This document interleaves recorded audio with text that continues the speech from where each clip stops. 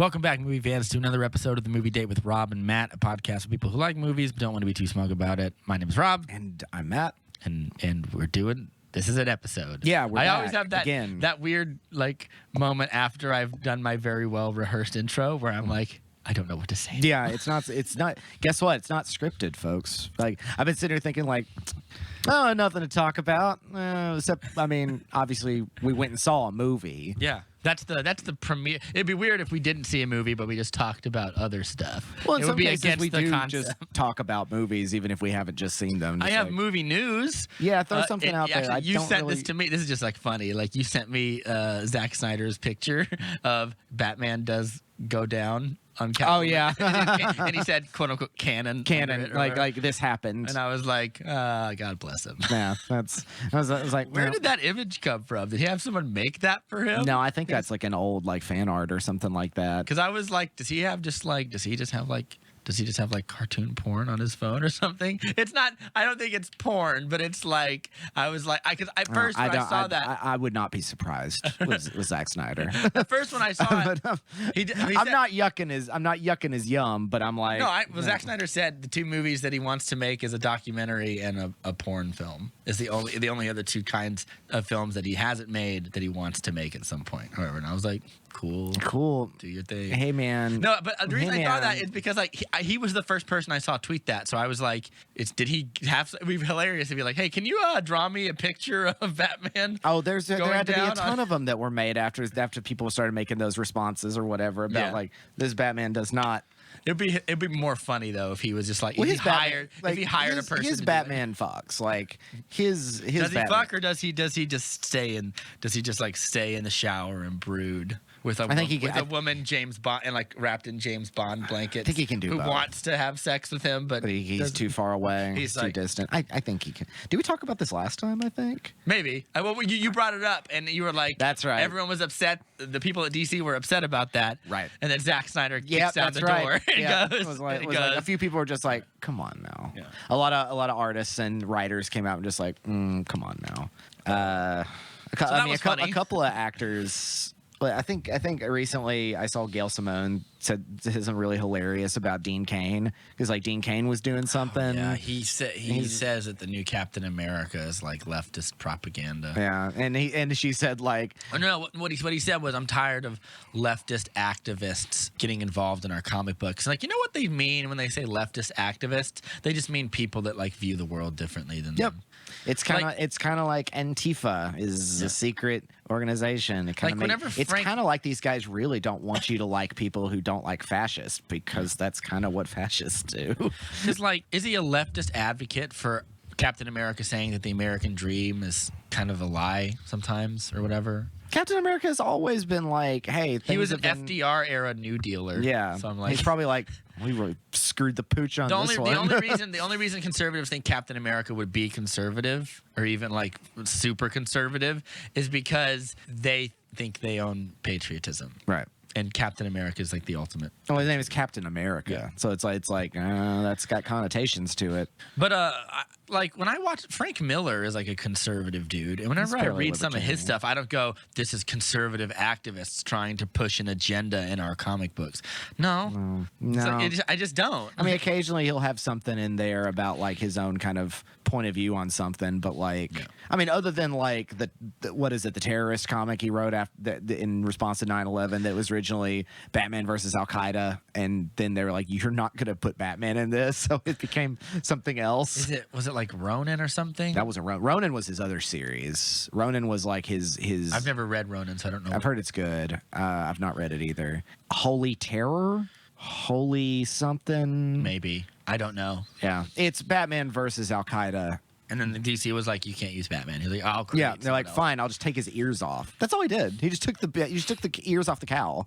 But he's chilled out a lot apparently in his older age. So no, I'm sure he has. Whatever. But like my point is like every time someone writes something political in comic books that you disagree with, it's not activism. Yeah. It's writing. It's just writing. Yeah. Like, activists may sometimes write, but like It's not the same. No, it's not the same. It literally isn't, because at the end of the day, you're still making a story where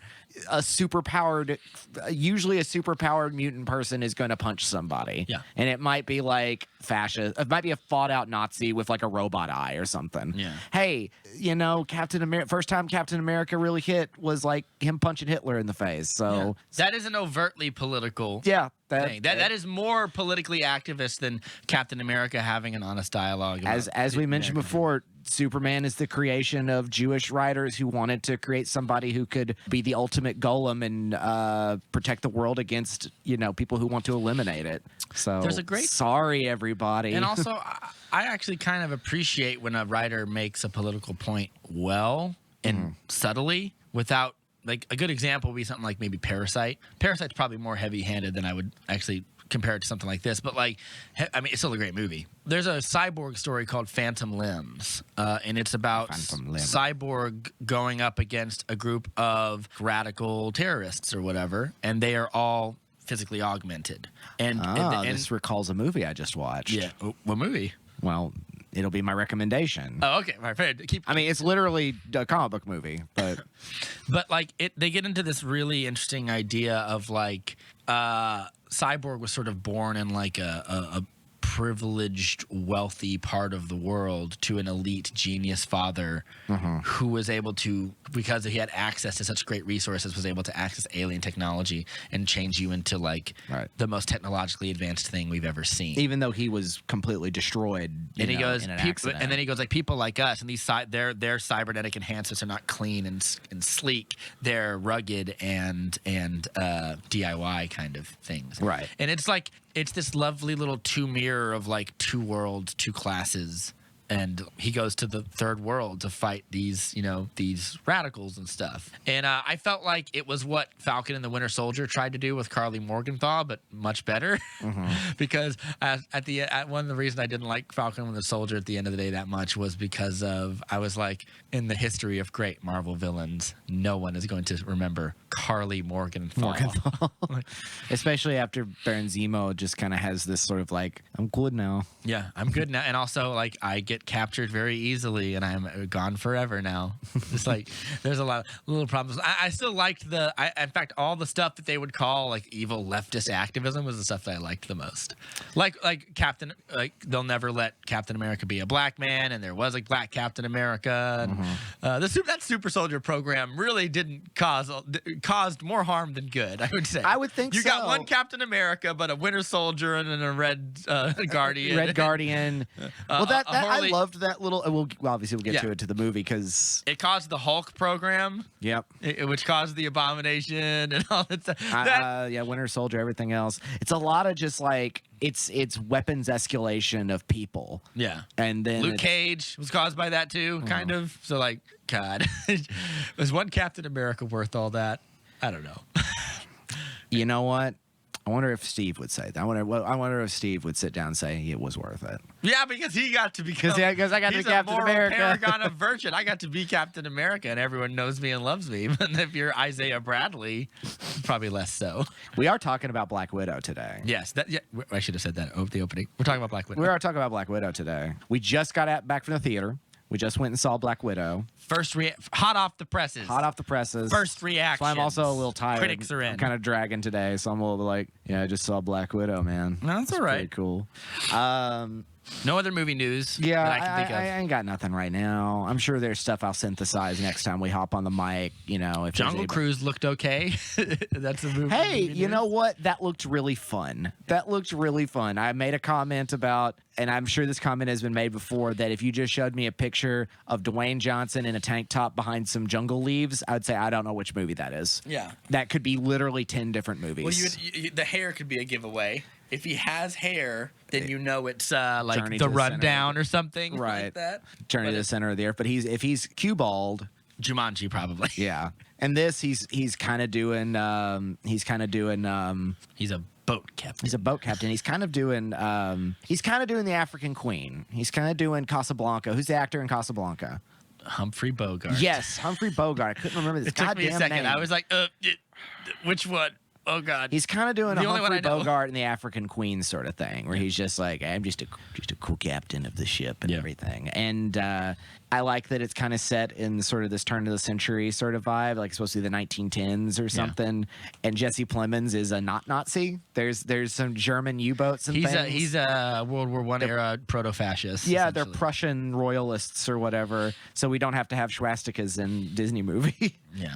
Looks fun though. Oh, Disney. It looks really fun. It kind of looks like somebody had some leftover stuff from one of the Pirates movies and was like, just put them in this. Yeah. I mean, it is, you know, It looks another it kind of looks like a Pirates Disney movie. ride movie. Yep. So. Oh my God, you're right. It's just, are you done riding the Pirates of the Caribbean? Then get on the Jungle Cruise. Yeah, it is the next in Disney's slow rollout of content. That's Yeah. what it is. It's all it is. But it looks fun.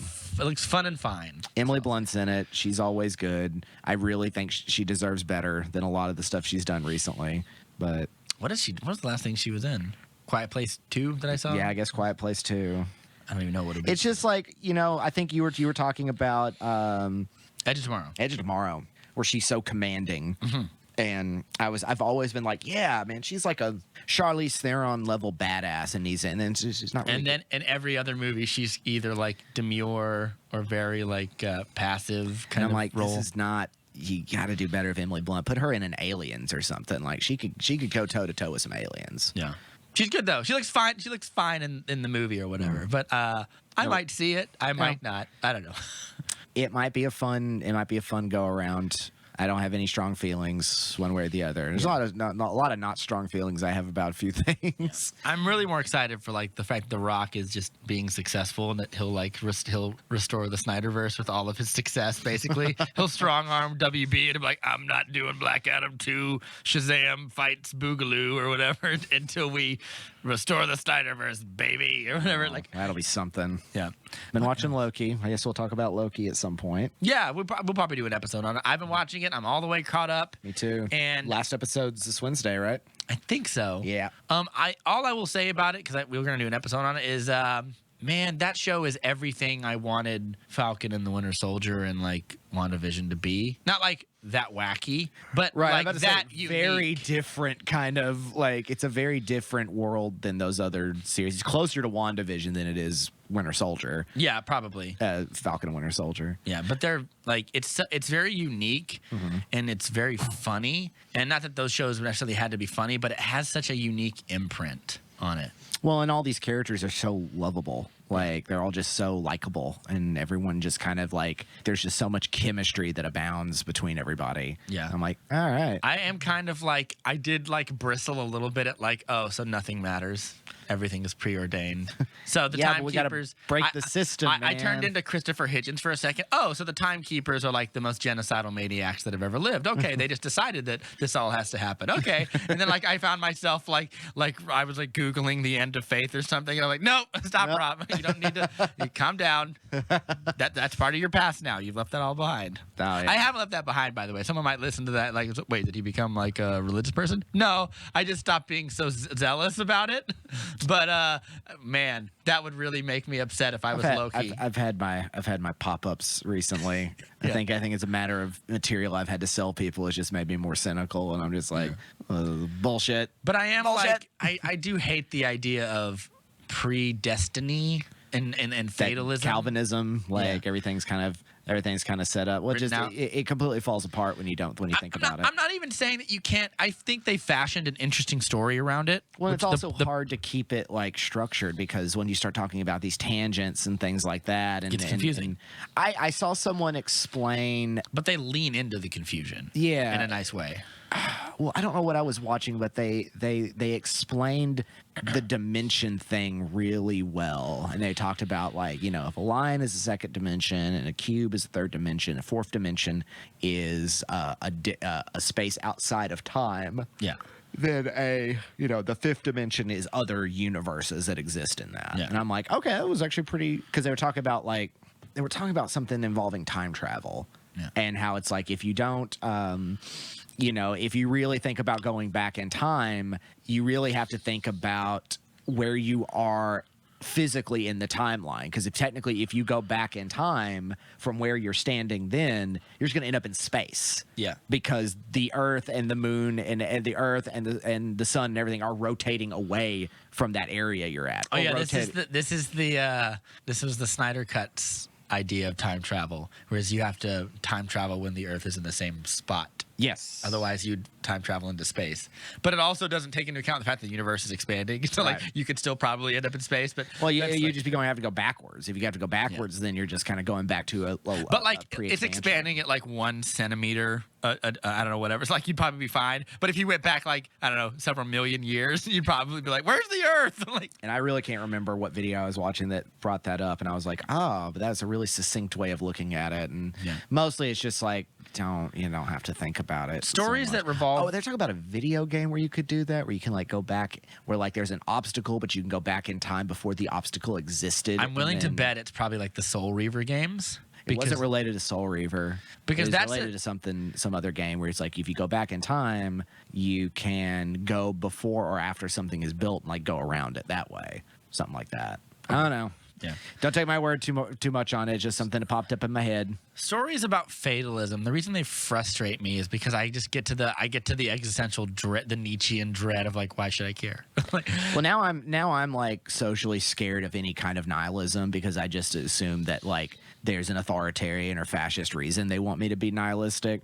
It's like, yeah, that's right. Be nihilistic. Ugh, people suck, right? You know what? You can be a nihilist and not be genocide. You can be a nihilist and not be How about mean. some eco-fascism? Like Bugs Bunny is a nihilist. You can be a nihilist and not be mean. Bugs Bunny is a chaostician. Like he's more of. But he's not advocating for ethnic cleansing or something. Oh God, I hope no. Bugs Bunny.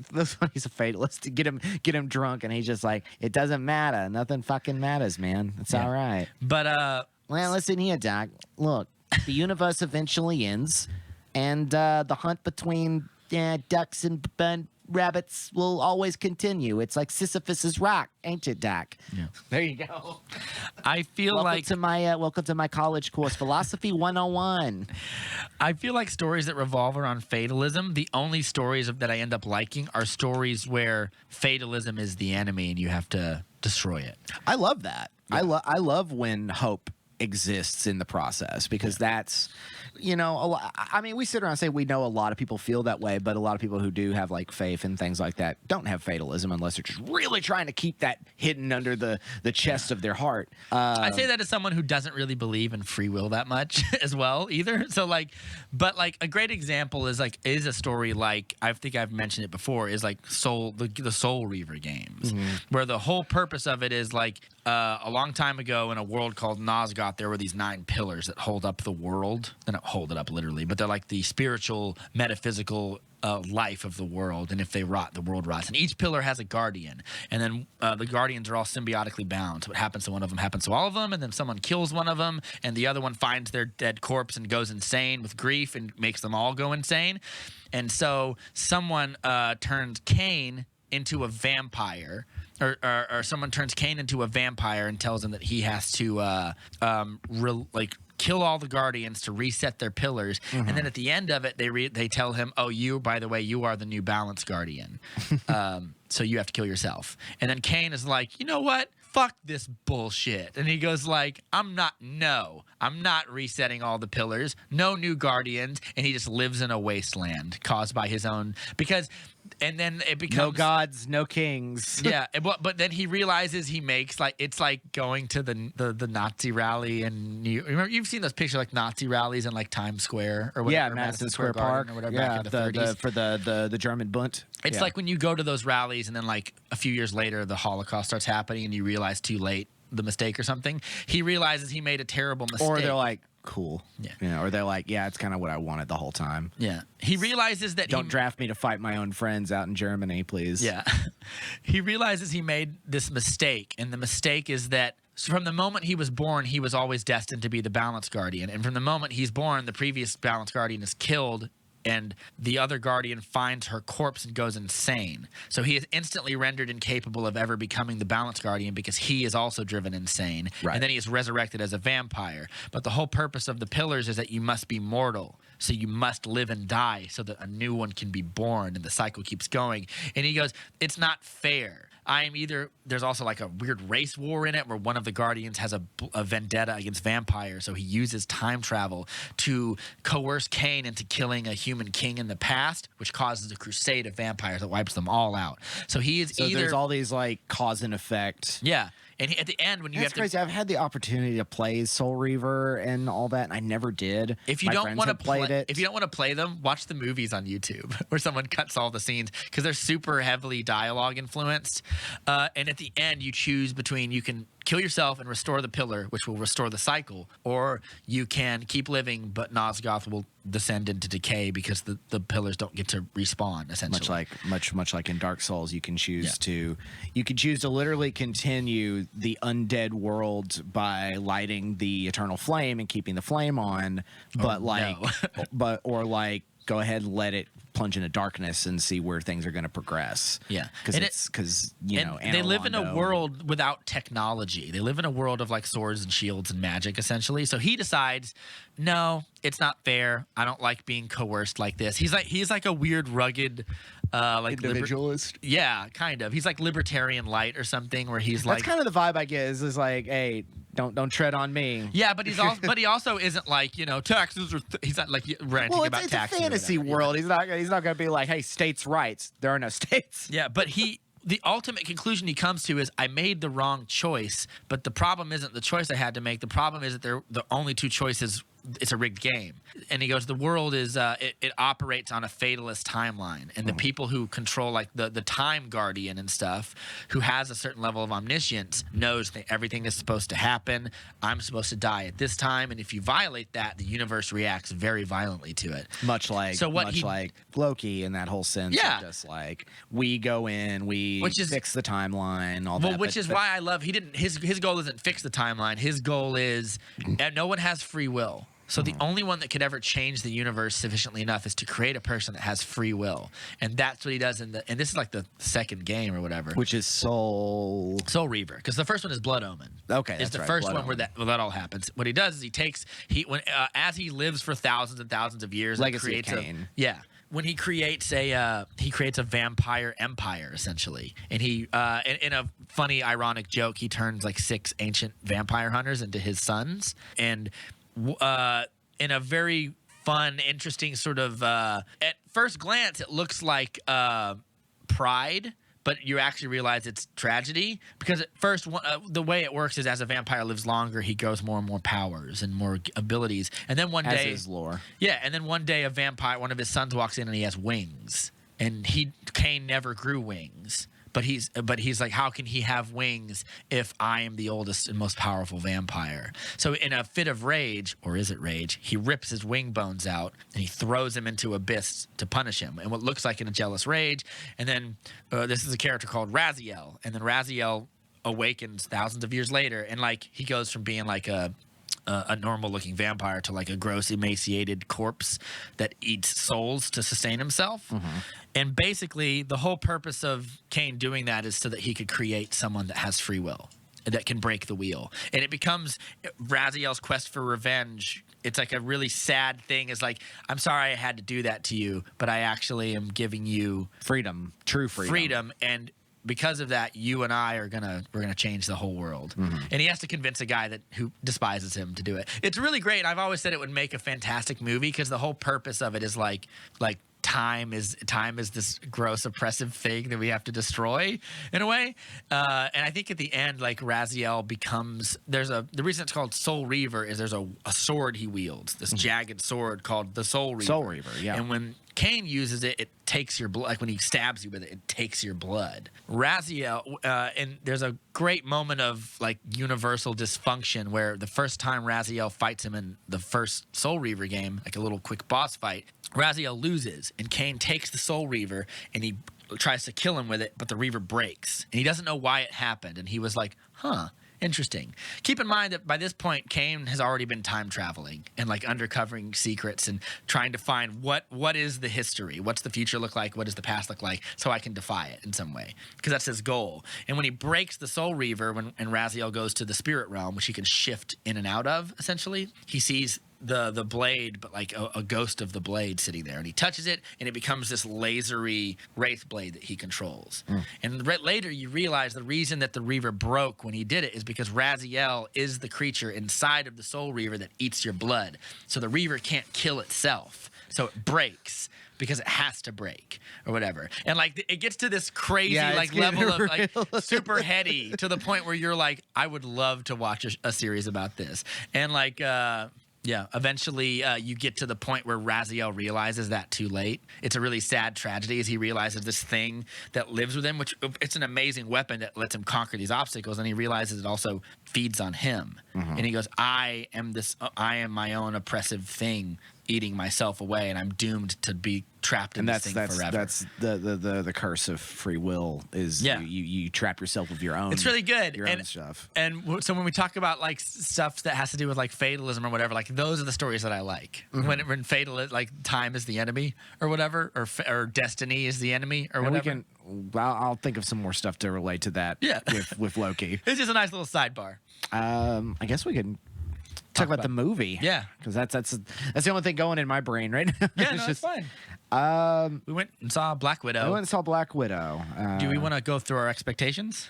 Yeah, sure. This was a film that was probably one of the first big victims of the COVID-19 cinema deaths. Of like the first one to get pushed back because of this virus, right? And significantly. And so as it dragged back for a whole year and some change, during that time, Marvel was putting out everything else on Disney Plus. So they had already had out WandaVision, Falcon and Winter Soldier, and now Loki. Yeah. So that had all been occupying our heads in the Marvel sense of things.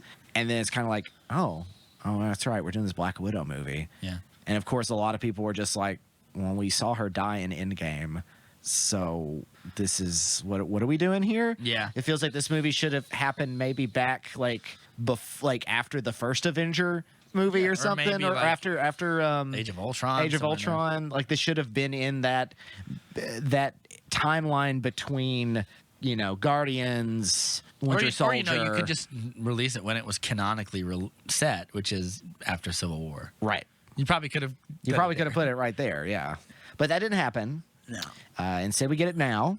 And so my expectations coming in were just kind of like, all right. I've been hearing some good things that, review wise, especially for performances and things like that. And I was like, okay. And I had just rewatched one of the other more grounded Marvel movies, or seen a couple of them. And I was like, I was like, this one's going to be, I feel like this is going to be a little more contained, a little more stripped down. I kind of am interested in that. So let's see what happens. Yeah. So I was just sort of like, let's see where you famously watched Iron Man 3 before this movie or whatever. Yeah, I'm kind of alluding around it because we'll talk about Iron Man 3 at the end, because that's going to be my recommendation. Okay, cool. What about you? What were your thoughts on Black Widow? Man, I was just like, let's get it over with. Is it like a Band-Aid to peel off? Something like that.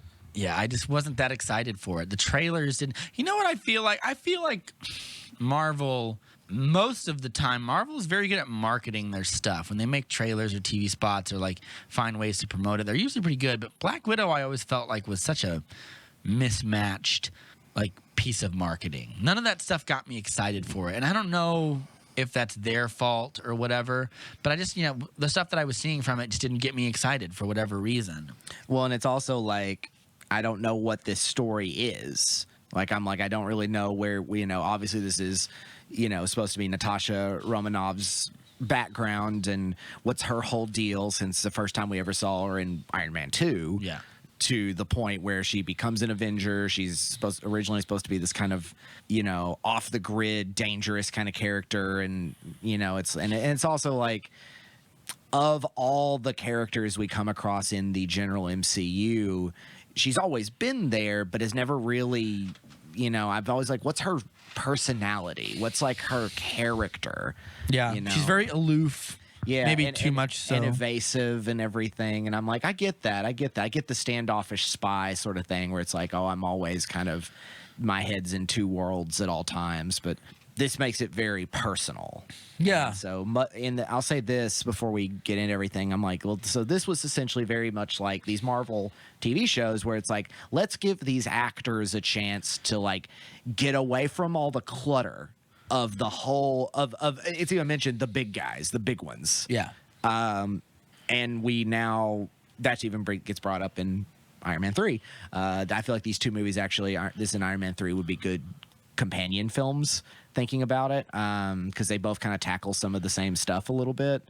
But what you get is like much like with WandaVision, it allowed Olsen, Bettany to really do some acting and some personalized acting. Yeah. Loki has let Hiddleston really do some acting and really kind of just go off the wall. Yeah. Same can be said with Mackie and Sebastian Stan. Yeah. They get to be people. They get to be characters and not have to be bogged down by the greater story. I heard someone say they wanted a whole episode of just Sam and Bucky fixing the boat. And I was like, you know what? I wouldn't hate that. Chemistry works. There's some good chemistry in this movie. Yeah. So I guess let's get into it. It's directed by, I just looked them up, of a lady, Kate Shortland. Yeah. Who's an Australian like short film person. Does a lot of like kind of, it looks like very atmospheric kind of films. Definitely kind of like I've not seen them. I'm sure someone's like actually they're legitimately good and I've just not been familiar with them. The Berlin Syndrome, Somersault. I just haven't seen these films. Yeah, I haven't heard of them either. It's very, very Australian. Very, very much kind of that world. But here's what I will say. I think having someone like that direct this movie really gave it a boost in intention, because it's like, given what Black Widow has been through most of the series, which has been, we got Scarlett Johansson in a tight, black leather spy suit. Let's get that fan service going. And it's like having a woman come in to direct it and clearly have that focus to be like, no, let's humanize this character, because like, and I found that off the bat more refreshing. But what you were saying. Here's what I'll say. This movie's great. Okay. It's too little too late great, because it should have happened a while back, because I did find myself at a lot of times maybe going, oh yeah, but she dies, I forgot about that. I kind of let that slide. I mean, I didn't put it in my critiques. Like I'm not holding it against the movie or for the movie necessarily. I just did find it like kind of just bugging me a little bit more. The first thing that I immediately noticed about this movie, especially when you put it in comparison with something like Ant-Man and the Wasp, or just I guess the regular Ant-Man, or like Iron Man 2, or even some of these other movies, is there's a lot of personality in it. Like going just like the like if you look at something like Ant-Man and the Wasp, the cinematography is very plain Jane. Yeah. What you see is what you get. Here, shiny. A lot of thought goes into like a lot of these shots, the shot composition, the music by Lauren Balfe I thought was fantastic. Yeah.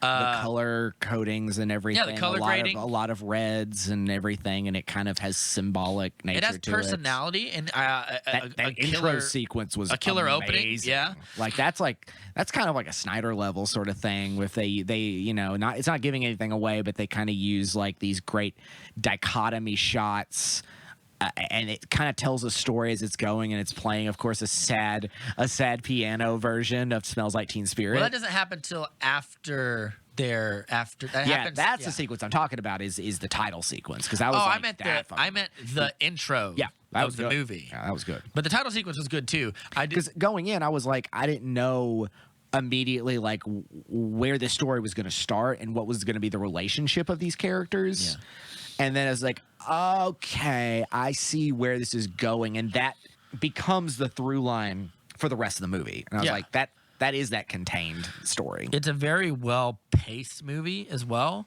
It's very well, like, I wouldn't be surprised if they had like storyboarded this whole movie out, because it felt very methodical.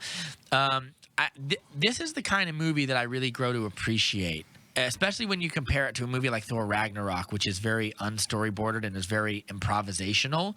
This is a movie that feels like it has deep purpose and everything is firing on all cylinders. All the performances are really great. It isn't absent any humor or any sense of fun or levity. I had some good laughs. Yeah, but like I felt like this is my jam. This is what Marvel, when they really want to, they can get it right. Yeah. This is what I hope to see. This is the kind of movie they don't make anymore, really. Like this, and I'm that's not why even it talking reminded about me like of those the early spy. Iron Mans. I mean, I'm not even talking about like the spy thriller stuff. Just like the level of intention behind the movie. This is what I hope to see from Shang-Chi, because I am super stoked for Shang-Chi. But I really loved it. I don't know if I'm not going to like rank it probably because there's too many movies to rank it against, but it's definitely a lot better than a lot of the previous Marvel content I've seen. I like it better than pretty much all these Disney Plus shows. I liked it better than the last Spider-Man movie. And I think what it comes down to, if I had to boil it down to just one thing, the great characters and like a lot of depth and interaction between them. We don't even get that much between Natasha and her sister and like her previous family or whatever, but the stuff that we do get really left like a nice imprint on me. And that's one thing that stands out, I think, more than anything else, is just these four actors and the immense amount of chemistry they have. Yeah, like Florence Pugh steals the show, in my opinion. Like, I'm very happy. Apparently, her and Scarlett Johansson did not get along very well on the set. Huh. Interesting. Yeah. Someone said they were forced to hang out together to build chemistry, and someone said they didn't think it worked very well, but I thought they had pretty great chemistry. I thought they were very delightful. And I really hate the idea of like Florence Pugh being hard to work with because I like her a lot. Yeah, I thought that I would have. I'm not going to make any assumption about who is. Yeah, what. I don't know. Florence Pugh seems like a very delightful person, but social media and all that could be anything. Yeah, she's very. She really brings some very fun, chaotic energy into this movie, and her accent work is really great. I'm excited to see more of her. Yeah, as the David Harbour is hilarious. He's great. I also wanted worth pointing more out, of we him. get a cool CGI de-aging at the beginning. Yeah, it's very subtle because they're not that old looking, but I noticed that as well. I at the beginning of the movie, without giving too much away, I made a comment. I was like, because it's supposed to start in the 90s, and I was like, his hair kind of looks like Arnold Schwarzenegger in the 90s. Yeah. When he's running up there, I was like, he looks like Kindergarten Cop. Yeah. I was like, that's kind of neat. Rachel Weisz is so good. She always knows the assignment. And there's, of course, a sequence later when, the four of these people, that's just so like I remember thinking like, I wonder if this is a movie where people come in and they're thinking it's boring because there's not explosions every other second. I've seen 2 reviews being like, I was so bored during Black Widow, and I was like, this is the ultimate problem. This is the Marvel DC paradox, is like, I think Marvel primes you to want a certain kind of content, and when it ventures away from that, the audience don't like you. Get this thoughtful, sort of slowed down, like where you actually don't have to be on the edge of your seat, like, oh, is something going to explode in the background?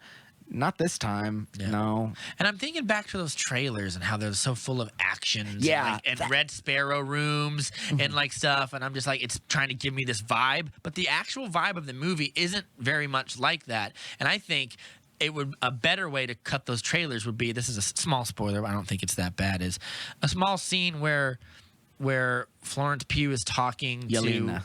Yeah. She's talking to the Red Guardian, I can't remember his name, Alexei, and she's talking about how, like, we were a fake family, but for me, that stuff was real. Mm-hmm. And you guys didn't even care about it. It was just a job to you. Show that heart. Because for the longest time before... And Natasha and then Rachel Weisz and Natasha, they looked through the photo album or whatever. And I was like, this is the stuff that I like the most in the movie, and I would like more of that in the trailers. Or that would make me care. It be about, like, you watch the trailers, and I'm like... I'm so used to Natasha's character just being so much of that stoic, like, get the job done sort of thing, that I thought, like, oh, it's that. And she's going back to, cut the head off off of who trained her. And it's like, no, it's a liberation story. Like, like, that's kind of like, it's about, like, taking these lives back from becoming these, like, soldiers. it's a very fresh kind of story to tell in Marvel, and it kind of puts a nice little point on like that world of Black Widow. And there's a few, other actors who pop up in it that are really good. And I like that it still keeps everything stripped down. It almost reminds me of some of like, when it comes to the spy stuff, it reminds me of the latter like Mission Impossible movies, where it's like Ghost Protocol, for instance. I would say it was a little more like the Bourne movies for That me. too. I got a little more Bourne vibe, especially in the beginning. Yeah. But it reminded me a little bit of Ghost Protocol, where they're like, we don't have any technology. We just have to act on our wits and hope it gets the best of us. Yeah. And overall, like we were talking earlier about like stories about hope, and this is actually going to be a little complaint I have, because I think that there's another version of this movie I wanted as I was watching it, and I was like, I kind of want this version, because I will say this, I wasn't bored. I did think it was a bit long.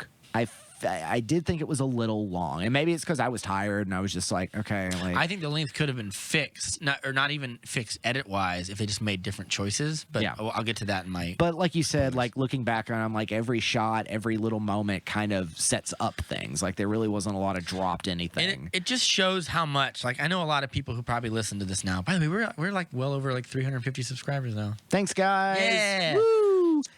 Leave some comments, send us some messages, tell us what you think. A lot of people have. Batman v Superman has like over 7,000 views now. A lot of people comment on that one. Yeah, but a lot of people who listen to this might see like, oh, Rob's not a big fan of the Marvel stuff or whatever. And I think one, I don't think that's true. But if you're a person who listens and you're kind of tired of hearing that or whatever, I think this movie is a great example of what I mean when I say Marvel is missing a lot of that filmmaker perspective, because I really felt the perspective of the people in the camera. I really felt like the shot composition. And when you put this up to a movie like Ant-Man and the Wasp or Thor Ragnarok, where I think it looks it's oftentimes kind of plain, and there isn't a sense of not even necessarily style, but of purpose. Like even like the shots where like, Natasha goes to Budapest and like these overhead shots that give it that thrillery vibe of those that's where you get that Bourne feeling from. Yeah. And there's a really great sequence where she's like hanging out and is watching, I don't know which, one of the James Bond movies. I don't know which one it was. It was a Roger Moore one, but she's watching a James Bond movie, just quoting it, and I was like, it's just because I'm like, that's it is sort of a pastiche of a lot of those spy thrillers, but it doesn't become that because it's got this other story it's telling, which is about family, and it kind of adds something that I feel like has been missing from Black Widow's character. They harp on the theme of family in such a wonderfully subtle way that it makes the Fast and Furious movies look like a caveman. It's mostly because we've been inundated with the Dominic Toretto by the now essentially deceased Dom family meme that exploded for a week and is now dead. Yeah. Do you have a favorite one of those that you've seen? I think it's because I'm still going on the Anakin and Padme meme of them. Like that's still probably one of my favorites in a long time. Yeah. So I'm glad that one's still holding court. Someone sent Zack Snyder the Steppenwolf meme, which like, no, Steppenwolf's too strong, Dom. And he goes, not strong enough for family or whatever. And then Snyder said something, or was it Snyder or was it Ray Porter? I think it was Zack Snyder, but he was like, Snyder. He was like, have you seen Steppenwolf's family? Like, and I was like. Oh, I know the one. I know the one I really liked, and it's Macaulay Culkin as Kevin McAllister in Home Alone saying, "I don't want a family. I don't want any family. Families suck." And it cuts to loading a shotgun. Yeah, that one got me. I was like, okay, that's pretty funny. But like, I really appreciated the way they care about those themes a lot. They're recurring themes. It has this softness to it, and this tenderness. Which is not to say, and it's also worth pointing out, because we're saying all these things, and you might take the wrong idea away from this movie. This is an action movie. There's some great action sequences in it. It's got some crazy stuff in it, and even not just the fact that they're well choreographed and they're interesting to watch. She does do the leg twisty thing, which I'm so sick of at this point. But like the action itself is great. But it does kind of get commented on. Yeah. But my great thing is she tries it on Taskmaster, and Taskmaster does it right back better better than she did it. I want to rewatch all the Taskmaster sequences and see the moments where it's like it's very clear he's aping some of the other Avengers. Yeah, there's a lot. He does Black Panther. He does the Panther. He does Captain America a lot, probably because he's the Shield, the big fighter or whatever. Right. I feel like the sword is a reference to something as well because he uses a sword. Uses like a machete, and it kind of looks like the sword that Thor uses in Ragnarok. He has the two swords. Yeah, it could be, but I doubt it. Because it's a much more stylized approach to it or whatever. But I want to see all those little moments where I'm like, oh, like if my mind was a little more on it, I think I would have been. Yeah. I was waiting for a moment they'd pick up a hammer and like have a magnetic hammer. Yeah, or something. There was an opportunity to do a little bit more with some of those Avengers callbacks or whatever. But one of the things that also by setting this at the time they set it at Civil War, you don't get caught up with something in some of the other movies that I feel like some people who are really nitpicky get, which is like just get another Avenger. Yeah, that gets easily taken care of. Where it's like this is during the big Avenger split up. Nobody's like going to stick their necks out where it's not necessary. Yeah. During Winter Soldier, it's like where's Tony Stark? Yeah. During Iron Man 2, which it takes, or Iron Man 3, or is it Iron Man 2? Iron Man 3 is the one where they think he's dead and nobody cares at all. That kind of we'll get to that talking about it, but I thought about that watching because I obviously if I'm going to recommend Iron Man 3, I really loved it. But the whole time I'm thinking like there's not enough of an excuse that like Bruce Banner where's Captain America? Like someone's got to say something. Captain America, that's his only job. It's Captain America. Like, they're not just going to be like, oh, Tony Stark called up a terrorist. We're staying out of it. Yeah. Like, no, Bruce Banner's going to show up and be like, Tony, you're fucking up, buddy. What's up? Where's Hawkeye? Yeah, where's Hawkeye? Where's anybody? Yeah. This justifies that because this is at a time where it's like and also everybody's herself. She's off the grid. She's made it hard to find her. Yeah. I feel like Tony would find her in a second, though. He'd like, I want to see all the cameras in the world. But isn't that kind of facial recognition? Isn't that kind of what William Hurt's character is sort of doing? Yeah. I mean, because Tony doesn't want to find her. Right. Tony's mad at this point. Is Thunderbolt Ross working for Stark after Civil War? No, he was the Secretary of Defense in Civil War. That's right. And because of that, he kind of spearheaded the Sokovia Accords. Right. So he's the guy behind it. Why is he there though?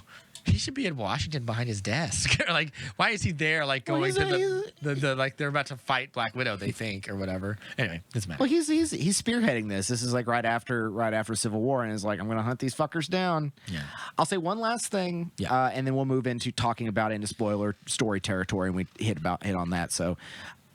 I had read that there had been possibilities at one point that there had been parts of the script or parts of the way the film that originally was going to be R-rated. And there are so many moments in this Marvel. I'm like, I don't know. Well, I mean, I know why they didn't, but I can see this movie being bloodier. I can see this movie being a little more high stakey. I can too. Like, there's a lot of knife play and a lot of gun play and everything, and it's graceful in its combat, but it's so bloodless. And I'm like, people are getting diced up with knives and stuff. And I'm like, I agree. This is another. The violence in it is very light. And again, maybe it's because I just watched Iron Man 1 and 3 again, where it's a little more like graphic. Like this is before Marvel's really started being like, we gotta kind of open up to everybody. Yeah, and Iron Man. The first Iron Man is at times a pretty hard PG-13. Yeah, but you don't see like anyone's blown up or any gore. No, but there is a Tony's part where he taking shoots. dudes out. There's a part where he shoots like 4 dudes with missiles and they're just dead. And I was like, that's cool. Like that's when they were still. I mean, you see people die in this movie. Yeah, but I agree. Like it could have. I think it pushed the line as hard as it could. More teeth. But when there's parts with knife stuff happening, I wouldn't have minded some blood. And I think that like you could probably have gotten away with more of it. I think you could have gotten away with a little more to make it a little more harder edge, and maybe that's just me. I don't even think it would have been R, but you could have still gotten away with more of it. Well, I think that's the Marvel Disney PG-13. This is a story about assassins, one of whom we think is a child murderer or whatever. So like and one is potentially a child murderer, and the other one was a child murderer. Yeah. At one point, it's called the greatest child assassin of all time, and I'm like, I want to watch that movie. Kind of. I also what you're saying is this is like a casualty of Marvel's formula. I feel like if it had been leaned a little more into like the Bourne like brutality, where it's like it's not There's a part in the gory. Bourne movies where he beats a guy to death with a book, and it was pretty cool. Yeah, but it's I mean, it's not gory. I mean, there's a sequence where somebody falls down into a short pond, and I mean, like, they're fine.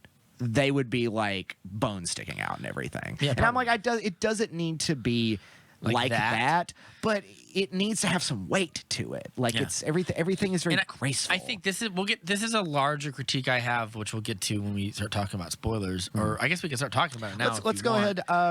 I think this is definitely worth watching. It's a good movie theater watch. Yeah. It does come in expecting a movie, not a Marvel movie. Like don't expect that it's going to hit different beats. It's going to hit different points. Miss Shortland clearly has a point of view and has graced us with a movie that is like an actual film about something. Mm-hmm. And I think that is one of the things about it doesn't do it in a way that beats you over the head, and it's very subtle with its themes. It's just the right amount of the seasoning. Because I mean, it is touching on things about it's touching on things of like child soldiers, child slavery, patriarchy, all probably that stuff. Child sex trafficking. Yeah, maybe not overtly, but like there was that imagery. I'm just like, it just looks so. It was pretty heavy and it was pretty rough, and I was especially that opening sequence. But she doesn't ever veer into preaching at you. No, which it's like is good. It just assumes this is evil shit. Yeah, and that these women, these assassins, are victims as much as they are causing more victims in the world. Yeah. I think that's kind of where it's thematically going at. But I think my larger critique of the movie, and this is like just a bunch of little nitpicks that kind of snowballed into a bigger thing that I just started to notice. I feel like when it comes to the style of the movie, the visual look of the movie, even the score of the movie, the themes, like the shots of them at the end of them holding hands and stuff and what that means, I feel like she had a real point of view and it comes across very well. But then there's also the part that I think is cliche that I would have liked to have seen replaced with the more cut and dry, brutal violence of like a Bourne movie. Doesn't have to be like bloody or anything. Right. But like the part where... A good example is a part where Natasha and Yelena meet each other, and they both have the guns, and they both quickly grab each other's guns, and they do the kind of overly stylized nonsense that would never happen in real life. I leaned into you, and when they got that close, I was just like, tap, tap. Yeah. They were just close enough to start tapping guns against each other. And I was like, this is stupid. I think that stuff is played out, and it's like so last decade. I'm over it. Mm-hmm. But a good example of how they did, this is something I think you'll probably agree with. It is kind of a little bit, it's a stylized superhero version of it, but it is kind of a more Bourne thing. She runs out of gas for the generator. She puts the generator in her car. She drives over the bridge and then just gets hit by a rocket. And like or whatever. Like one of the Hawkeye. I guess it's a Hawkeye reference because he uses the bow and arrow. Yeah, I was like, yeah. So, but I know one thing I noticed, like when that happened, how bold and punchy and interesting the cinematography is. Like when the explosion happens, it's just a burst of reds and fires and yellows and there's oranges. Some slow-mo explosions and that are really, you're like, when we think he, but it's really she. Well, Taskmaster. We're in spoilers. Are we in spoilers? Yeah. We might as well start talking about the story then. Yeah, well, I want to talk about this first. Okay, we'll talk about the story. Okay, yes. But what ends up happening, like you see, like Taskmaster get out of the of her vehicle or whatever and start slowly walking. Every towards scene her. that Taskmaster shows up, they're like, this thing means business. Yeah, and then they start fighting, and the fighting is just stylized enough, but just brutal enough to where I was like, this is the right vibe. Mm-hmm. But when we get to the more kind of overly sexy, styly, sleek violence, I kind of like, it's not, I don't think it's bad, but I view it like a weird and clinical. I'm just like, this is for nobody anymore. That kind of stuff, especially like towards the end when we're in the floating tower of when they're in the sky tower, which is really neat. Yeah. I was like, are they really doing a sky castle? Yeah. Like, that's really dumb, but I love it to death. It's dumb in a plot hole, but also dope. Yeah. Like, it's weird that no Avenger would have found out about this. Like, Tony Stark, with all of his intelligence system, would there's a giant heat system. way above in Russia. Yeah. Hey Jarvis, also, hey Jarvis, can you take down that heat system, please? Jarvis, could you send some stuff over there and blow that thing out of the sky? Like because that's exactly what happened. It's like no wonder he stayed out the VAR. It's revisionist history, but I allow it. No wonder he stayed out of our radar. He was above it. And I don't even mind. Like, I don't even mind the big action set piece at the end where they're falling through the CGI sky. And that stuff. was great. I didn't have a problem with that. It's really more like the overly. Strong, it's really more like the Aeon Fluxy kind of hand-to-hand stuff that I just don't get into. I like it when it's more direct and more. But that is sort of visceral. That's always been Natasha's gig. I know. She's always doing the neck breaking with the legs and spinning around and everything. I'm just over it though. Yeah, and I think they worked around it a lot better. In fact, the fight when it's good because of all my bigger critique has always been Scarlett Johansson never gets punched in the fucking face in these movies, and that's like I wanted her to like try that on Thanos, and he just like rips her in half. Right. I know that's not gonna happen, but like part of me just I get like a little bit tired of like. I think people take the wrong lessons away from like female action hero tropes. They just make them male action heroes, but they have boobs. Like, and what I like about a movie, like a good example, it's not a great movie, but like a good example that it gets rid of those cliches is like the new Tomb Raider, where she has to fight a guy in the mud, and it is not. It's hard for her because she's fighting a guy who's like 100+ pounds and taller than her, and she has to kill him, and she does, and it like fucks her up morally, and two, it's just like it's a real brutal gut busting kind of fight, and I was like, I appreciate that, because what you did is you gave it grit and you grounded it, and when she fights Taskmaster, I felt that, which is what I've always wanted from these movies. So when there's a part where she like you said, aloof, she's always been kind of above it. Yeah. Even if she's hanging around gods and monsters, you know, it's like she could still hold her own. She gets female Batman syndrome. She wins because she knows everything and she has all the prep time or whatever. But some of my favorite comics are where Batman kind of gets his ass handed to him, or he has to like think on his feet better. Under the Red Hood is a great example of that story, where he doesn't have all the answers and he's fighting someone that is as skilled as he is. It's like and this was a movie news we could talk about and we could save it for later. It's like when people got really mad about the reveal in the new Suicide Squad trailer that Idris Elba's character put Superman in a coma with a kryptonite bullet. Yeah. And a lot of people didn't like that. They really were just like, that wouldn't have happened. And it's like, but it did in this movie. Yeah, and like, it can happen. If those people wrote stories, Superman would win every fight immediately. But it'd be the same with Batman. I say that as the biggest Superman fan in the universe. But it's like that's an example of like when heroes meet a kind of not comeuppance, but when they run again, Iron Man 3 is going to do this. When they run into something that changes their reality, changes their expectations about things, that's interesting. Now you've put that character in an interesting situation, and thankfully that's what this movie is. I was on a comic thread of like who would really win in a fight between Batman and Superman, and a lot of people, Ryan actually brought this up on one of his posts as well, a lot of the people are like, oh, Superman would win because he would just rip him in half and like shove his legs down his throat, and I was like, you're abandoning the entire concept of the character's morality. Right. Superman would never do that. Yeah. Superman could do that, and I was like, I have ways Superman could easily beat Batman. The one I always go up to because it's so easy is grab him, fly him up into the air at supersonic speed till the air is so thin he passes out, and then you zip tie his whole body or whatever. Yeah. He's done.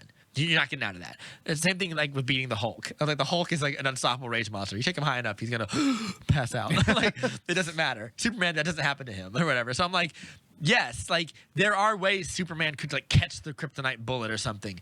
But like if you always write your story where your invincible hero is completely unstoppable, your stories are boring. Yeah, in a way, because what can face them? Yeah, like what can. I'm not saying we never want to see like. I mean, a good it's a huge criticism for some people. The end of Man of Steel is all about that. When you come into contact with an obstacle that is like, I'm not moving. Like, I'm going to kill everybody unless you stop me. And it shows you this is what would happen. This is exactly how it would go down. And that is in a way. And by the way, it didn't say Superman's not dead. He got struck with a kryptonite bullet, and he's like was sick, and he's probably fine now. Yeah, and he is fine now. But and unless because they he assassinated Superman's dead in this world now, and I would be very mad if James Gunn did that. That's like there's a short Alan Moore comic that's usually bundled with Killing Joke, where some random thug I think just some random guy shoots and kills Batman. And it's like this weird little what if sort of thing, and it's like I'm the guy who killed Batman. Like it wasn't the Joker, it wasn't Penguin, it was just some guy. Yeah. You know, he just got caught off guard and got shot in the head. And it's like, and you know, it's like that's interesting. It's interesting for a what if. Yeah. But I personally, aren't they about to do those Marvel what ifs coming soon? Some kind of it, yeah. Yeah. But I've always been sort of like, yeah, but Captain America can be killed by a bullet. I've always said that. Like, you could just walk up behind him and kill him and he'd be dead. Now, we don't really want to watch that necessarily, but I would like a little seasoning of that in there, where I don't like invincible characters who just quip their way through impossible fights that should, A, make you morally conflicted, and B, should be difficult. And that's why I don't like the fight in Age of Ultron. The end is just like, it's all quips. Even Ultron is quipping. And even though I don't hate that movie, I am kind of like, it loses its way. Whereas a movie like this, or the end fight of Civil War, where it's Tony versus Cap and Bucky, that's a great example of a fight. Because that also has stakes in it, because it's like, you killed my parents. Yeah. And also, you don't want them to fight each other. Right. You don't want to see what happens. This is even though they didn't go far enough into it in the latter films, because we had to quickly get to Thanos, you're like, this is going to have repercussions. Yeah. And part of me is like, oh, Tony could win that fight easily. And he probably could. I like to think he's taking it easy on Steve, because there's a part where Bucky pins him to the wall and tries to rip out his power the magnet core thing or whatever. At that point, he's had the operation, so it's not going to kill him or whatever. Right. Bucky knows that. But, like, Tony's like, no, I'm not having any of that. And he lights up the repulsor ray, and he blasts his Winter Soldier arm off. And it's, like, really like Tony is like, I'm not fucking around here. And then Captain America comes and tries to stop him, and they do the Civil War cover pose where he does this and Cap's doing the shield. And it's a little cool moment or whatever. But, like that's an example of, like, Tony probably could do the laser thing and cut Steve in half, but he wouldn't do that. Yeah. So like I like your characters exist in context. They don't just become psychopaths. Yeah. Like a lot of people say like Wolverine just rips through like Wolverine in the comic books. Like when people like I don't like the idea that Wolverine can be melted down to a skeleton and come back, because it's ridiculous. But I love the idea that you could shoot him with like a bunch of shotgun slugs, and in a few minutes he'd be relatively fine. Right. Or whatever. Like. And I love my Berserker Wolverine, but I also love the fact that he is quite reticent to kill until you push him hard enough. That's kind of what happened in that fight with Tony. He kind of got to a point, it was like, all right, he's upping the ante. He's trying to take out my armor, so I'm going to take the arm off. And then, like, if he had gone further, he may well have killed Bucky, probably. It's like I'm leaving the warning signs. So, like, I want the grit, and I want like you said, to see getting it back on the rails for Black Widow. It's full of grit. This is something that Natasha hasn't had to deal with before, which is like the only thing so far that can equal to her is literally her equals. Is literally other widows out there, other Black Widows, the source of her trauma, the source of like what made her the killer that she is today. Yeah. And that's why this works, and that's why, you know, that's kind of why it gets there, because we should talk about that opening sequence in Ohio. Yeah. Let's start there, and we'll kind of go through just talk. As I made a note as I was watching it, because I think I had seen this before. I'm like, that's Mila Jovovich's daughter. Yeah. And I was like, oh, that is, isn't it? Okay. Well, yeah, good for her. Good for her. She's got good connections. They're just kind of running around being kids. It's 1990s. 1995 Ohio. Yeah, 1995 Ohio. Should have been like Georgia. It'll make the flight to Cuba more realistic. Yeah, they do. but it's the Americans. It's just like our cover is blown. Yeah. With David Harbour there setting it in the past, I did get kind of Stranger Things vibe a little bit. Like they're living in a small Midwestern town, riding bikes, fireflies. Rachel Weisz is a brunette. I was like, is this Stranger Things? Like there are little like critiques I have of it, but like all in all, I really love the sequence. Yeah. It's like, why do they eat like they force themselves to eat like quintessentially like American food kind of thing, but when you see them later, they're eating like Russian cuisine that they would eat back in Russia. Yeah. Or whatever. Well, it's just And that I'm deep why? cover thing. Like, it's just. You're probably right, but I was like, really, if you're eating like a pierogi, someone gonna get mad at you? That's communist. You are communist. It's like the wall fell. Yeah, it's the 90s. Well, I guess it's like he's working for their version of Shield, or their version of Hydra. They're not. They even mention it. It's like we were, after World War II. Operation Paperclip wasn't just a one-way thing where the Americans were getting Nazi scientists. Russia was also getting Nazi scientists. Yes. That's they got Mengele. So it's like they're not explicitly Soviet agents necessarily. I do like that there are moments where David Harbour's characters talk about the party.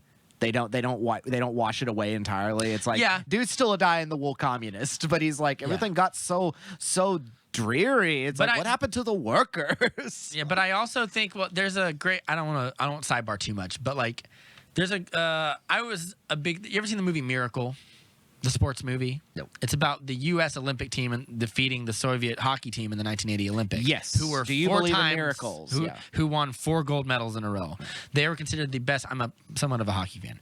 They were considered to be, and still are for a lot of people, considered to be the greatest hockey team that ever lived. Not the U.S. team, right? The Soviet team. Yeah. Because they played hockey 11 and a half months out of the year. Yeah. Every day. Forever. They were colonels in the army because everyone was part of the part. Yep. I'm not making moral judgments on communist Russia, but I will say that communist Russia was a shithole, but also not socialism. And it's also we're all coming to sort of this realization of how much propaganda we were fed and everything. And Joseph Stalin was Josth Stalin was a monster who sent his own son to prison or whatever. and a criminal thug, but and yes, all of our imagery of Soviet Russia is just bread lines and brutalist apartment complexes, but my point, America has ghettos. My larger point. Well, my larger point is it's not socialism. People are like, oh yeah, you like universal health care? What about Soviet? What about Venezuela? Soviet Russia? And I'm like, well, I'm not a tanky. The end result of fuck tankies. The end result of socialism is a stateless, classless society. Is that what happened in Soviet Russia? Was there a stateless society? No. There was a brutal hierarchical state. Authoritarian. Everyone wore uniforms. Everyone wore uniforms that had to report up the chain of command. Go watch one of the funniest movies that's come out in a long time, which is Death of Stalin. And you've talked about this before. Jason Isaacs, isn't it? It's such a great breakdown of bureaucracy and the comedy of bureaucracy. But I want to get back to sports. That's good. Yeah. So in the 1980s Olympic team for the Soviets was so incredibly great. Boris Mikhailov was there. I think was one of their was their captain. It was considered the best player at any position on any field. The goalie was so good that they would say if you get a puck past him, keep it. It doesn't happen often. It's worth thousands or whatever. Mm-hmm. That's how good they were. There was a guy who played for them. He was a winger, and his name was Slava Fedosov. He wanted to leave because after they lost to the Americans, they were harshly punished. They weren't they weren't killed or anything. Right. It's that joke. It's that joke everyone makes about whenever World Cup happens and North Korea plays and North Korea loses, they're they're gonna go back and get slaughtered. Yeah. It's I don't know. I don't think that's true. But. Yeah. But they probably were what happened was they were stripped of their military rank because everyone who worked, if you worked for a sporting team, it was owned by the state, which means you are a party member, right? Essentially, it's a government institution. They were stripped of their rank. They were put through more grueling training exexercises because they thought they were going to win. Of course they did. They won the last 4 in a row. Why not? They're going up against the Yanks. So. And the reason that story was so compelling is Herb Brooks or whatever, the guy who coached the Americans, they still had the NHL and professional hockey teams, but they kept losing. And the reason they kept losing is because you think that you're getting the best players to go up against their best players. That's not how you win. It's you pick the right players and you build a strategy. He would always say, I'm not looking for the best player, I'm looking for the right one or whatever. So he got a bunch of college kids from Boston and Minnesota and forged an Olympic team out of them, essentially. Anyway, they went back to Soviet Russia. They were stripped of their rank. A lot of their best players were removed from the team, and they went through a whole huge overhaul. And eventually Slava Fedosov wanted to leave. He said, I want to leave Soviet Russia. I want to go to America, and I want to play hockey. I'm coming to defect. Yeah. I'm And going to he- be in a submarine. And the reason he did it was like one of the more wholesome reasons is because one, he was sick of being politically persecuted by his government. Right. And secondly, he said, I hated playing hockey and I wanted to start liking it again. So after years and years of protesting the government and talking with the State Department, he was finally gotten over to America, where I think he played for the Red Wings for a while. And it was like it was a great documentary on SportsCenter that I watched. That's about Toronto, it. right? And Detroit Red Okay, Wings. Detroit Red Wings. I think it was the Red Wings. But and to this day, he's considered one of the best defenders in hockey or whatever. But I kind of looked at his opinion when he says like, "Oh, the party used to be so drab. Shouldn't it be like a party or whatever?" And I kind of looked at it like that. It's like he is the disaffected child of the failures of the Soviet Union. Yeah. Kind of like that. Yeah. But I like they don't get rid of it, but they don't make it like they were not working for the USSR. They were working for like a weird hybrid Hydra like they were are working- evil. Like the government they worked for was evil for the most part. It was run by Ray Winstone. Ray Winstone, Who's great in this, by the way. who does. I was not expecting his Russian accent to be that good because he's always been Ray Winstone. Yeah. From Cockney upside. If you get real close to me, I'll blow your fucking head off. And I was like, He's good in The Departed too. He's in The Departed too. He has one of the greatest scenes in the movie when he gets cornered by the cops. He just says, "Fuck it," and blows his head off. Like, that's so good. Fuck it. He's a real scary guy in this movie. One of the and better- He's so unlike. He's not a mustache twirling villain. Like, it's so easy to make that bigger.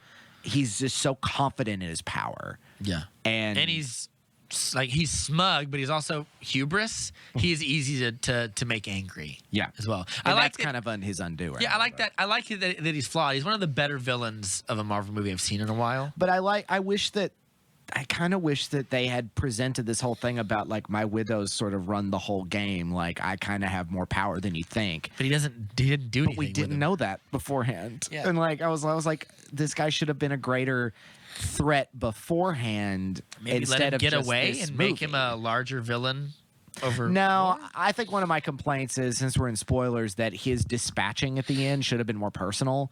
I mean, he's a guy that it's like somebody needs to directly kill him. Yeah. Like, a head needs to come get cut off. Now, he dies pretty good in that explosion. Like, and it kind of. But everyone else dies with him. and Yeah, stuff. Like I mean, you it get to felt- see the sunglasses fly off and everything. That and was technically- that's another Marvel formula thing, and I'm like, yeah. Yeah, but I would have liked. I have a he's- feeling Kate Shortland or whatever probably had a different idea, and they were like, gave her studio notes, like, can you change it to like this or something? It's like, fine or Yeah, whatever. fine. I would like Natasha to just put a sword through him or something, or like all the widows that are liberated at the end just like run into him and just Kill him. beat him to death. We'd like it to be like they just discombobulate his body, or, Right, like, and rip throw him apart. off the then he just falls to whatever's left. Again, not that kind of movie. It's not Not that about kind of movie. severing body parts or whatever. But Well, I mean, would have the been nice. moment that Rachel Weisz went to the helicopter blades, the little the generator, I was like, Yeah. someone needs to fall in there. Yeah. Someone needs to fall in Yeah, there. I was kind of like that too. I was like, is she gonna jump and choose to die right now? I didn't. Get it. I was like, they're not gonna get Rachel Weisz chopped up in a. But I was like, she's gonna throw someone overboard, and you're gonna hear ah, and then they're gonna get. No, that didn't happen. Yeah. Maybe I'm just a Carnage fiend. I'm like, I just see blades, and I'm like, get someone in there. It's just like Indiana because Jones. you know how terrible it is. You're Yeah. just like, oh god, what could happen? What could possibly happen or whatever? But we get that opening sequence. They escape to Cuba, of They've course. brainwashed their children to believe that one day an adventure is coming. Yeah. And the adventure is like, oh, our cover is gonna get blown, and we're gonna. They imply they've been there for what? Like 3 years. 3 years. 3 years, and so that means that Natasha and Yelena were already in the widow program because like as they're being taken, young Natasha is like, you can't do it. She's just like 6 years old, and he says, you were younger than that when you were in the program. Yeah. So she had already. I think Natasha probably is. I don't know about Yelena. Yeah, well, Yelena clearly hasn't. She thinks that's her real family. Right. Because she was 3 years. I mean, she was a toddler. Yeah, like 3 years ago, she would have been 3 or 4 years old. Right. Whatever. But you know, Can't Natasha. teach a 4-year-old to fight. Natasha already is like you know, Little Miss Junior spy already. Yeah, but and knows like the situation and is like, hopefully this won't be a problem. I just want to have my friends. I just want to go play Sega Genesis and watch DuckTales. Yeah. And drink Sunny D, and everything's gonna be great. And Tubular. it's like no, it's not gonna be good. Everything's gonna go bad. I did have a kind of when they get to basically they pack up their stuff and they leave the house and they go to an airfield. I did have a cool moment. I was like, so he's Russian Captain America, right? Does he have super? And he throws over a dumpster, and I was like, oh, that's cool. Yeah, it's good stuff. Alternate opening that I would have really liked that would have given us more context to Alexei, to David Harbour's character.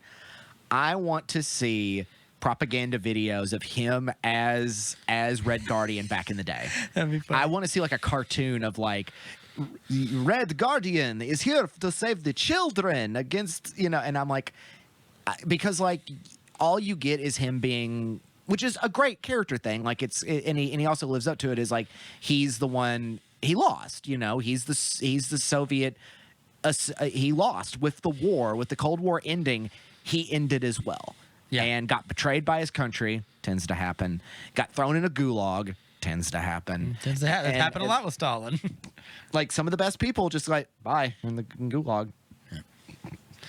Yeah. But do you think it makes him more sympathetic? Absolutely. Yeah. He is not, because they do something interesting with him. Because at first, when I first saw a trailer for this, I thought he was like an older brother. I didn't realize he was the father, because also David Harbour's not that old. Yeah. Kind of is. But I wouldn't put him in a dad lead. But it does make sense, because also it's like Scarlett Johansson's younger than I think that she is. I saw a video recently of her on Conan, like because Conan just ended. Conan O'Brien just ended. Yeah, I saw that. And there was a video of her on early Conan, and she's like 12. And I'm like, oh, Scarlett Johansson's not like, she's like in her late 30s or early 40s. Like, she's not really that old. Probably not. But David Harbour also is like maybe 50 something. So I don't know. There's a little disconnect there. But maybe. I thought it played fine. I didn't really. And then Florence Pugh's like 20. But you don't have to think about it too much. I feel like Scarlett Johansson has been 31 in my mind for a long time. Just for like too long. Especially with her just being not Scarlet Witch, for her being Black Widow this whole time. She's kind of just had that thing. And also I think going back to talk about where this is in the timeline, the fact that this is set and we know that, she's going to die eventually on another planet somewhere means that we don't have to really get beaten over the head with like, will they, won't they kill her off? Because we know that's not going to happen. No. But I love that they don't reference it in like these little like ways. Like some movies would be like, leave like little hints like, you're not meant to be lived forever. And she's like, that's not going to bother me. And the music kind of plays. No, they just ignore that. It's a completely self-centered movie. Yeah. And I like that. Yeah. He goes to Cuba. Yeah. And runs into... I have expected Fidel Castro to be waiting there. They wheel out Castro. Like, welcome, comrade, with a big scar. Ironically, Fidel Castro has survived more assassination attempts than anyone in the history of the world. Did you know that? Yep. Put him down. Well, didn't he died recently, though, right? He died about 5 years ago. Yeah. Now it's his Julio, little brother or whatever? Yeah. I don't know. Julio Castro? I can't recall. You're thinking of the other guy. It's Raul Castro. Yeah, Raul. Anyway. So we cut to... But I always have to remind myself it's 95. This isn't the height of the Cold War. The Cold War's done. Cold War's over. Yeah. So I mean, obviously, like, one of the things that is discussed in a lot of post-Cold War material is like the leftover remnants of all these intricate spy systems. Like, these spy networks are still active. These agents are still everywhere. These sleeper cells are everywhere. Yeah, now the KGB. Like, that's why Vladimir Putin was a KGB agent. Yeah, he was a member. He was a member of GRU. Or he was a member. Well, he was a member of the KGB. Yeah. But like probably led death squads in Afghanistan or something. Probably did. Yeah. That man's killed some people. I know he's done it. That man's terrible. That cold-hearted snake has watched some people die in front of him. He probably did it while eating a fucking what's another beet Russian? borscht, man. What's another Russian food He besides loves. the pierogi? He probably loves beet borscht. Like he's just like he's got a little cup of it, like from Panera bread or Peronoski bread, and he just puts a silencer through someone's head. Yeah, or watches someone else do it for him. I don't Gets know. fed to tigers. Yeah. We're not a pro Putin podcast. That guy's gross, man. Yeah, He really is. They try to make him a badass. We ain't buying it. No. Who is a badass though is did you catch the moment that she calls him the Crimson Dynamo?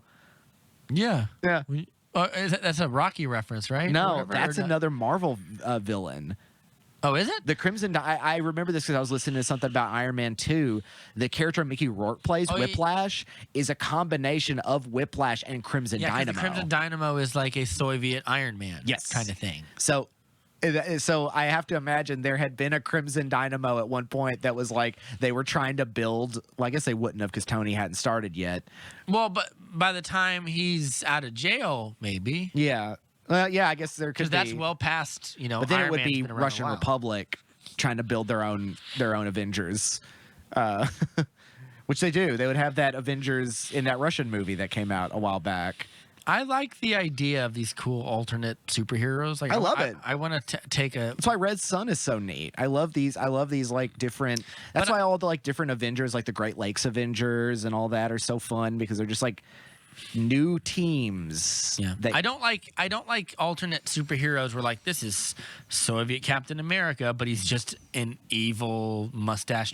Like there's no depth to them. Right. Whereas like what we get in the movie is like the meme would be like you make Russian Captain America and like Chad Captain America comes in and beats him up and is like takes his girlfriend or something. Well, that's essentially at that point propaganda. Yeah. That's the same. But, That's like- the same if there was a Nazi like Captain Nazi and he But came here in the Captain Axis. Yeah, but came here in. the political ramifications are like they're very they're not morally neutral, but like they're handled with some a sense of grace and context and nuance. Mm-hmm.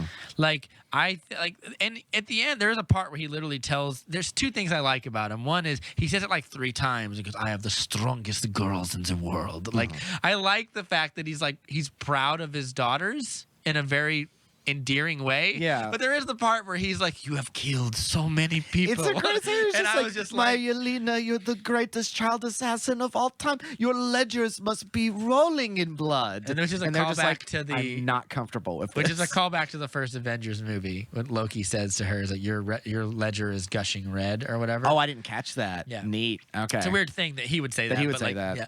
But I like that he's proud of his daughters and he created strong, self-sufficient women. Because he's an aloof dad. Like he doesn't know how to deal with his emotions. He doesn't know how to deal with the emotions of others. He just talks about his glory days. Yeah. Great scene in the prison when he's like, let me tell you about when I went toe to toe with Captain America the and the arm guys. wrestling scene is one of the funniest scenes in any Marvel movie. Yeah, and he's just like, wasn't Captain America still frozen in ice? He's just like, break your arm. He breaks his arm. Yeah, like, "No, you don't call me a liar or whatever. I love the part where he pretends that one guy is gonna beat him. No.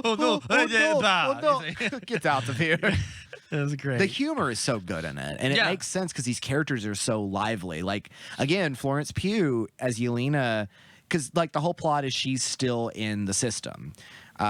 We open the movie and we're just getting left over from Civil War. Like we know what's going on. I'm on the run. Got to escape Thunderbolt Ross. Going to Switzerland, Norway. Going to Norway. Yeah, Norway. Meanwhile, Yelena is sniping at people in Budapest, right? No, she's in Morocco. She's Yeah. in Morocco. She's hunting down a former widow. Yeah. And, there's a pretty brutal knife attack, but again, kind of bloodless, but still. Yeah, you see like a smudgy stain on Yeah. her abdomen And, where she was twists stabbed. that thing. But like that would be like there'd be blood. Well, there was a pooling on pool. There was a pool eventually, and I don't mean to be like blood watcher, but Well, like you want some realism because there are some accidents or things that happen in this movie where I'm like, you'd all be dead. the You'd car just be dead. car crashes are brutal. Not even the car crashes. Just like there's a part where Scarlett Johansson falls off like a 3-story building and like hits a bunch of, and I'm just like dead. Broken leg. Yeah, at the she's least. not She does not have super serum. At the very least, let her break a leg and have to fight someone with a broken leg. Then you get some grit, and I get to like brag about the scene a little bit better. Like it just feels like this is the parts of the movie that I just like. I don't hate them. I expect it doesn't bother me as much. But it's just kind of like I'll let it slide because it's a Marvel movie. Yeah, I let it slide. Yeah. But like, here's what would have happened. Like Zack Snyder would have like let her fall down, but she would have been like had like a bloody wound, and then he would have had like 4 dudes come in, and then she has to fight them while wounded, and he would have made it cool, and she would have like broke one dude's neck or something at the end. So like he does this love movie needed more neck breaks. Yeah. Yeah. Less leg twist head moves. And just straight up or just like interesting ways that like the Bourne movies when he fights the guy with the pen. Remember, the pen? That's really good. Like or like he has to improvise. Yeah, that's like Bourne thinking does. on your feet. Like the most she does, like she grabs like a pan, I think, when she's fighting her sister or something like that. Yeah. But I would have liked. I didn't really see what it was. Yeah, there's a part where he beats a guy with the book, and he's like using the book in the movie, and I remember stuff like that, and it's like they make for more interesting and memorable fight scenes. Again, like it could have been more stripped down. Where it's like, I'm on the run. I don't know how to handle this giant conspiracy, but I have to because it's like I got nothing else going on. I want to end this system of oppression that's been going on because the stakes are really high, and also that this guy Ray Winstone's character has more power than we think. I think they found ultimately. I like most of those action sequences. I think they found the right balance. It's just a couple of little things here and there. I'm like, oh, it's like you know what I'll put it in? Like it's like you're eating a delicious. Do you like steak? Do you ever have a steak? It's like I've had a steak. You're eating like, I don't know, like a fillet or something, and then you get like, and for some reason you're enjoying this great fillet, and you get like this one little piece of gristle, and you're like, what? A fillet is not supposed to have this, and you're like, what is this? But you just throw it out or whatever. But like, so like, I don't want it to take away from the fact that I liked a lot, especially a lot of the Taskmaster fights. I think they're really cool, but just like every once in a while they do a thing, and I'm like, this is unnecessary. You could have written this in a better way, right? Or at least shot it in a different way. Yeah. But do we want to talk about the not the stolen valor? Doesn't make sense, but the fact that Russian Captain America, whatever his name is, doesn't get Red Guardian? Yeah, he doesn't get a killer fight scene. No, I wish he would have gotten more like moments to be a badass. Like, he kind of is just a buffoon most of the movie. I feel like when fighting. Oh, Taskmaster should this have happened? I don't know. I feel like he should have had a sacrificey moment fighting Taskmaster. Yeah. But then that means like we can't redeem Taskmaster, right? Because she kills his dad, right? So you got to pick one, and like I think they probably made the right choice, but like there's a way to like make him do something really cool and awesome with his powers. I wanted him to be more of like he's goofy half the time because he's like goofy dad, but then like he kicks like a bunch of dudes' asses. Like he's like, don't touch my girls, and just like give him a hallway, give him a Daredevil hallway scene where he fights a bunch of he's just like throwing dudes through like a bunch of faceless soldiers. He's got super serum. Yes. He's Captain Russia. When he escapes the prison, he kicks down that giant steel bank door looking thing. It's awesome. Yeah, and I was like, this is great. So that was the only big criticism. I was like, they deserved better. I did like that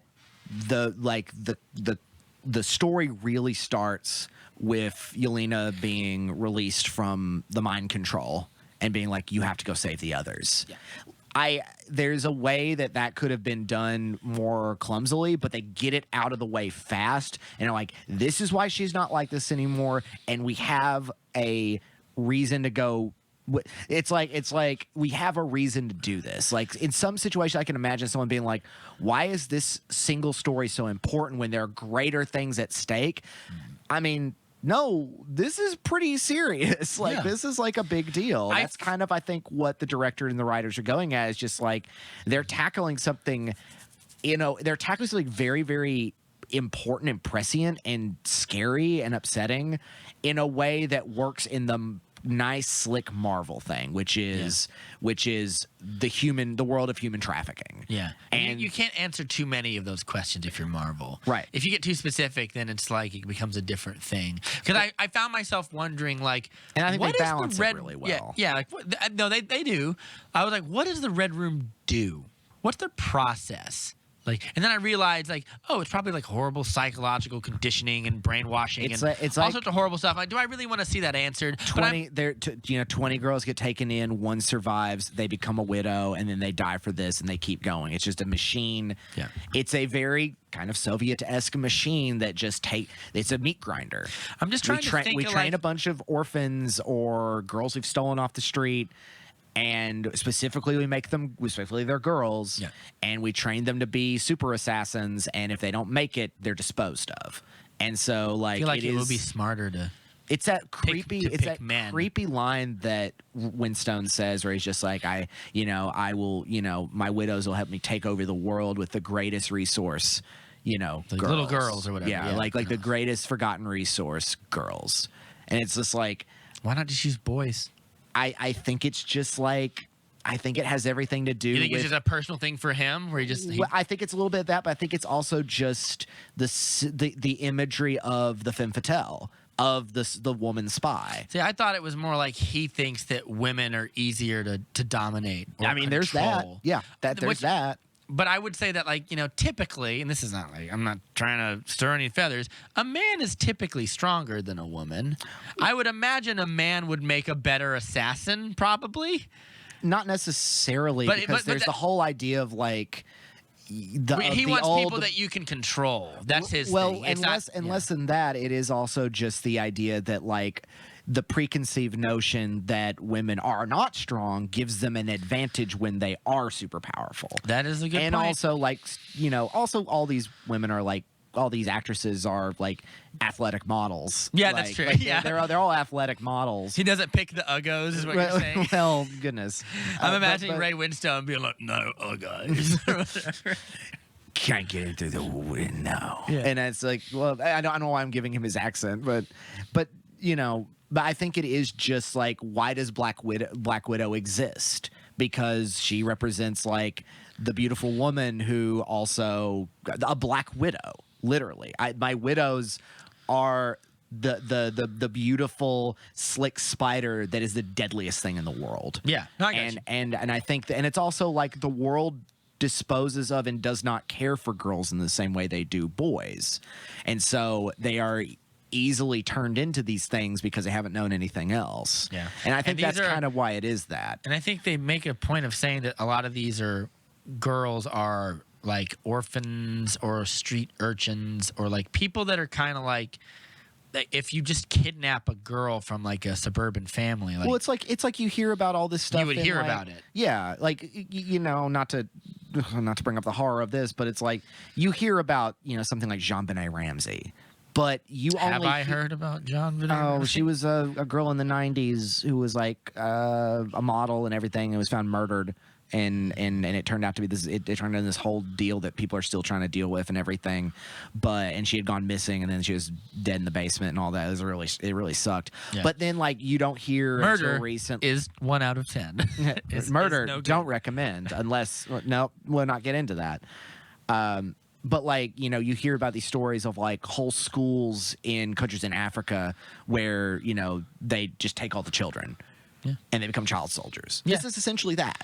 Yeah, it's just But they're it able looks to more technology. It has more Well, it's technology. more fantastical. Yeah, and more yeah. But I feel like it is important that Shortland and the rest of the crew are tackling this, but they're balancing it so well so it exists in Marvel without being too gloomy. intense. And It can like, be intense, horrible. but it's not like gloomy. And we have a hero who, for the most part, hasn't been this hero of like I'm Thor and I come from Asgard, or I'm Captain America and I'm Tony Stark. It's like Black Widow's always been like kind of like the black sheep. She's always If been like, anything, I'm the dangerous gun person. If anything, you feel like an Iron Man character would try to solve something like this, because his whole thing is like the government, not even necessarily the government, but like the government or giant corporations don't really give much of a crap about you when you live in like the third world. That's like his whole, like he goes to like, I can't remember what the name of the town was. Well, that'll also Palmyra. come up when I talk about Iron Man 3. Yeah. So like, I feel like, yeah, like, this is why the setting of this movie makes it kind of a little better, Well, being in that would be the a good- aftermath of Civil War. I'll hold that for now. That's going to be a fun conversation later. I'm going to throw something at you that might be pretty interesting. Let's keep going. My last critique is just like, I'm imagining a person who hasn't watched all these movies or kind of doesn't really remember like I have a mind like a sponge, so I remember every line ScarJo says in these movies. And I remember the line about her being like, what's the word? It's not, I don't want to use the word castrated, but they are made infertile or whatever. And then Florence Pugh, it's why it's and so good. I'm imagining a woman be like, wait, what? He's about to make a period joke, and she's like, actually, they went in, they tore out my uterus. I don't have uterus anymore. And she's like, you want me to continue? That's how bad it is. Also, this is the world of female castration. We're throwing this into this movie as well. They sterilized is what they are or whatever. Like, I'm imagining a person who doesn't know or remember that little line from Age of Ultron or whatever. I'm like, you would have no idea what the Red Room is or like what it does. Like, I feel like maybe they should have explained its maliciousness and its evil a little more. I don't want to say, you got to be careful, right? Because it's a PG-13 Marvel movie, but like a little more overtly. I got enough of the details just from like, I almost feel like it's a little more effective, and I like that they went into the nitty gritty details like that, because it's just like, it's like, oh no, it is that bad, it is that awful, and this is this isn't just a system that creates cool sexy spies. This is a brutalizing system that meat grinds children into child soldiers, and then they live the rest of their lives as assassins. And so that's like this whole world that has existed in the Marvel timeline, but we are now tackling it. Yeah. And I just want to say real quick about how much I really like Florence Pugh in this. Yeah, go ahead. She provides this level of humor, and the little sister thing is so, like, she's just like, you do that thing where you fall down and you flip your hair back, and it's See, I don't do that, and then she does the pose. I was like, I know exactly what she's talking about. Like, you're a poser, and all their dialogue back and forth for them allegedly not having chemistry. Their chemistry is like perfect. Yeah, I thought it was fine. It's got some of the best characters and like performances in one of these Marvel movies I've seen in a long time. Like, everybody is just so on point. Yeah, I almost this movie swung me on one thing. I was kind of watching, like, I felt ScarJo's performance was fine for the most part, but when it came to the emotional, I'm not saying like she's emotionless or whatever, and like when she's talking to Rachel Weisz and she's starting to tear up, that's good. Yeah. But when we were talking like the Florence Pugh stuff, I felt like she was so standoffish, and like she just kind of like has this kind of blah look on her face. I was like, does she even like her sister that much? And then the thing that swung me was at the end they give each other the hug, or whatever, and I was like, that's what I was kind of waiting to see. It was like a connection where they really stick it home. Well, this is the first time talking about, like, throughout everything else, Black Widow has been like implaceable. Like, nothing can touch her, nothing can really get to her. But we get to see in this movie, finally she meets her match, and that is her family. That is because I like that she gets flustered. I like that she gets like, what are we doing? Like we get to see a side of her we've not really seen, and it creates a new context for her for the rest of the movies, knowing this exists. You can now kind of like look at those and be like, this is kind of going on behind Natasha's mind while she's doing all this. She's working with S.H.I.E.L.D. and Captain America, and they have plans, and everything's always like it's yes, and everything's thought out, and follow the plan. And like here, like Florence Pugh lowers the helicopter too much and accidentally causes an avalanche and something, and I'm like, she's like, oh, God. Oh, that'd be a really cool way to die. Yeah. Yeah, I didn't really care for that part of Florence Pugh. I don't like villains, or I don't like heroes who are like, I'm ready to die or whatever. It didn't play for me. It's funny coming out of a character like her, out of this,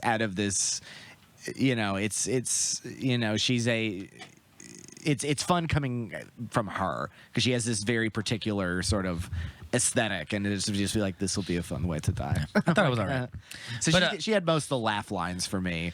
I do like, this might be, if there's any women listening to the podcast when I say this, I don't mean this as like a good thing.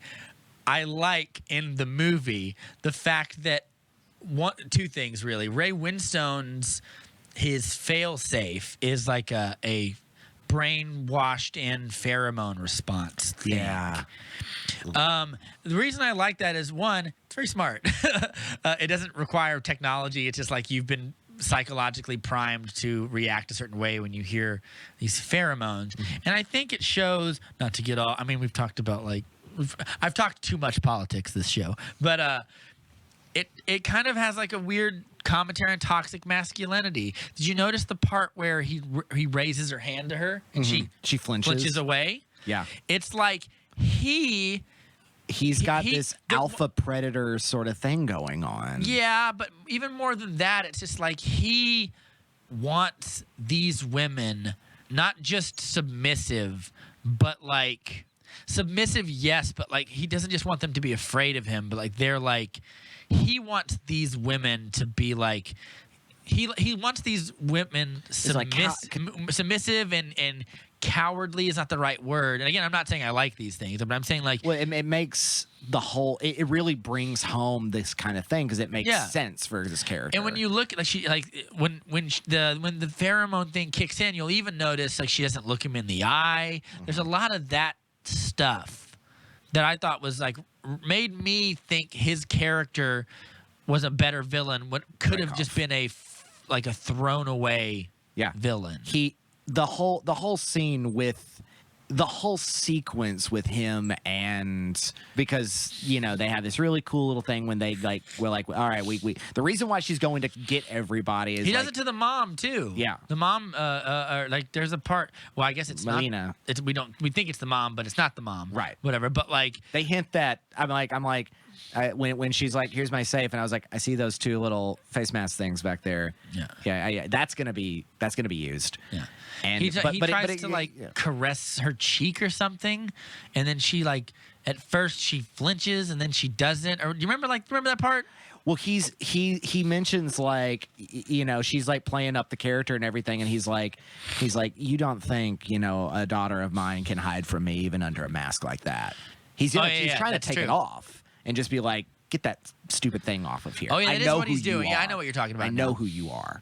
You can't hide from me, Natasha. Yeah. And he's such a ugh. Yeah, and the pheromone thing is really gross. It is I don't just control you mentally, I control you biologically, and I control you because I'm this, then he takes out their all-powerful father figure, and I take away your womanhood. Yeah. And I was gonna say something he doesn't want them to be able to have sex, but people who've had hysterectomy can still have sex. Right. He doesn't want I don't want you to naturally live without my saying, without my condition. And his whole justification is I give the world a service. I give them my widows. This is where and I'm not even saying if it was heavier handed I would like it. I mean I might, but that I would like it less. But a movie like this, I'm surprised that I'm sure they're coming, that a lot of articles haven't been written about this movie, how it is man hating or something. I'm sure someone is going to take that. Right. But this is where the way this director and these writers and the cinematography and how they compose shots, they're very everything is exactly, it's not too subtle and it's not overbearing with its themes and its imagery and its symbolism. It kind of is weaved into it at exactly the right amount. Yeah, the one thing you never hear a character complain about, one of the female characters complain about or bring up is men. You never hear that. Yeah. That's because it's it's subtle. It's just the bad guy of the movie isn't all men. It's not even like a certain subset of men. It's this man. Yeah. If it was, meanwhile, I thought that it was gonna be a woman at first. I thought the main bad guy would also be a woman. Well, they mentioned the daughter, and it's oh, did she overtake him and everything? It's no, he did something more insidious. Yeah. Which that was. We gotta talk about that. We gotta talk about Taskmaster. I just want to say, I get what you're saying because that's kind of that. You don't have a moment where Natasha is men like you always just it's just you're a monster. I think that's I think that's not saying that you can't have that, but I think that's a moment where we as a culture who take in media can appreciate when it's symbolic and when it's the theme of the movie rather than the movie telling us. In fact, it shows us. It doesn't tell us, and I like that. In fact, every time the movie could have complained or gone in that direction. The movie kind of goes nope, and goes back to like the idea of like the power of these women and like the power, and that's why I loved the imagery of like where Florence Pugh, when she walks past them, she holds their hands, as if a little unspoken. They don't know each other, maybe, I don't think they do, but like an unspoken bond that their trauma is also a source of their strength, and that like it unifies them. It's the theme throughout that Rachel Weisz says at the beginning: your pain only makes you stronger. Yeah, and it's like I felt like at any moment the movie doesn't worry about talking about like men or masculinity. Rather, it doesn't really talk about femininity, but rather it talks about like these women who've been through so much are strong. Is like the theme that lands the hardest, and their liberation from control is important. And makes the world better, and it does this all while literally because they won't be killing people. Right, and it's like, well, the story is so like, and it's contained in the Marvel world, and it works. There are so many ways it could have been more heavy-handed, and it didn't need to be, but instead it tackles all those themes so deftly. Like it could have been like, and I didn't hate this moment either. I've seen like stupid articles about the scene or a Ben Shapiro segment. I like the scene in Endgame when there's the big woman moment where all the women heroes team up and fight. It could have been, that's heavy-handed. Heavy-handed doesn't mean, look, you know what else is heavy-handed? When they cut Steppenwolf's head off and throw it through a fucking boom tube or whatever. That's heavy-handed. I don't hate things just because they're big and sometimes it works. Sometimes it works. Sometimes it gets overanalyzed and you don't like it anymore. It could have been a big thing where like all the women lock arms and like turn, like it could have been I would have hated this just because like Ray Winstone needs to die. It could have been at the end where he's like miserable and like he's survived the crash somehow, and he's like gross and pathetic looking, and he's like, "You're my woman," or something like that. Oh, that would have been just so.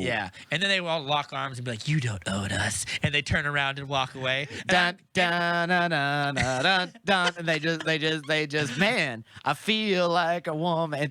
Oh, I would have hated that. But they don't. They don't do that because the movie doesn't need that. The movie's smart enough, and the writers are smart enough, and Ms. Shortland's smart enough to just be like, we can tell this story while, and I think a lot of this will come to how Taskmaster is treated. That's a big change in how these movies are told. I feel like the way this, like the reason the movie never kind of, it takes little things, like there's little action critiques I had or whatever, but the movie never strays off that path, and I think the reason it doesn't is because of the director. I think she does a good job of keeping like, nope, I know exactly what I'm focused on. I'm not like, you want me to rewrite or tweak this thing, fine, but like she never loses sight of the overall goal of the movie. I think we can, and it shows in all of the movie. I think we can agree that one of the most like really interesting moments in the whole film is when they're all together at her pig house outside of St. Petersburg. And it's just like, this is something you don't see a lot of in a Marvel movie, and if it is played only for comedy. And there's comedy in it, but the comedy's natural. Because like also talking about this whole like the comedy is like him being like, I've been in prison for many years or whatever. And then Melina is just drinking and just like yes, I've got the pig. You know, the pig will survive. She's like, can I just point out that I really love that Rachel is it Weisz or Weisz? It doesn't matter. That Rachel Weisz really likes Alexei. She doesn't find him gross and like, the man, like married, like with again, married that's with something syndrome. that's not in another thing where it's just like in a sitcom he would be the dumb husband or whatever.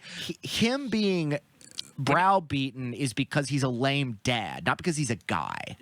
And that's a change. Like it's the guy she's working with who's like her like black market dude. I know that dude. By the way, I was right. I predicted that she would not pay him back at the end of the movie, and she doesn't. She doesn't. Because I knew, like, why would you say that? Like, you know, what are you going to give him millions of dollars for all the stuff he's got back you? for all the work I'm doing. And he's never kowtowed to at all either. He's just like, I'm just doing my work. So the movie does not have this openly like regressive sort of like pop third wave sort of like girl power, men dumb. No, Alexei's not dumb. He is, but it's also because like he's dumb because he's inattentive. Yeah, he's got delusions of grandeur because he was meant to be this great hero, and he's nothing but a novelty now. Yeah. He clearly had a theme song and he had a toy line, and he probably did have a cartoon that I really want to see. Yeah.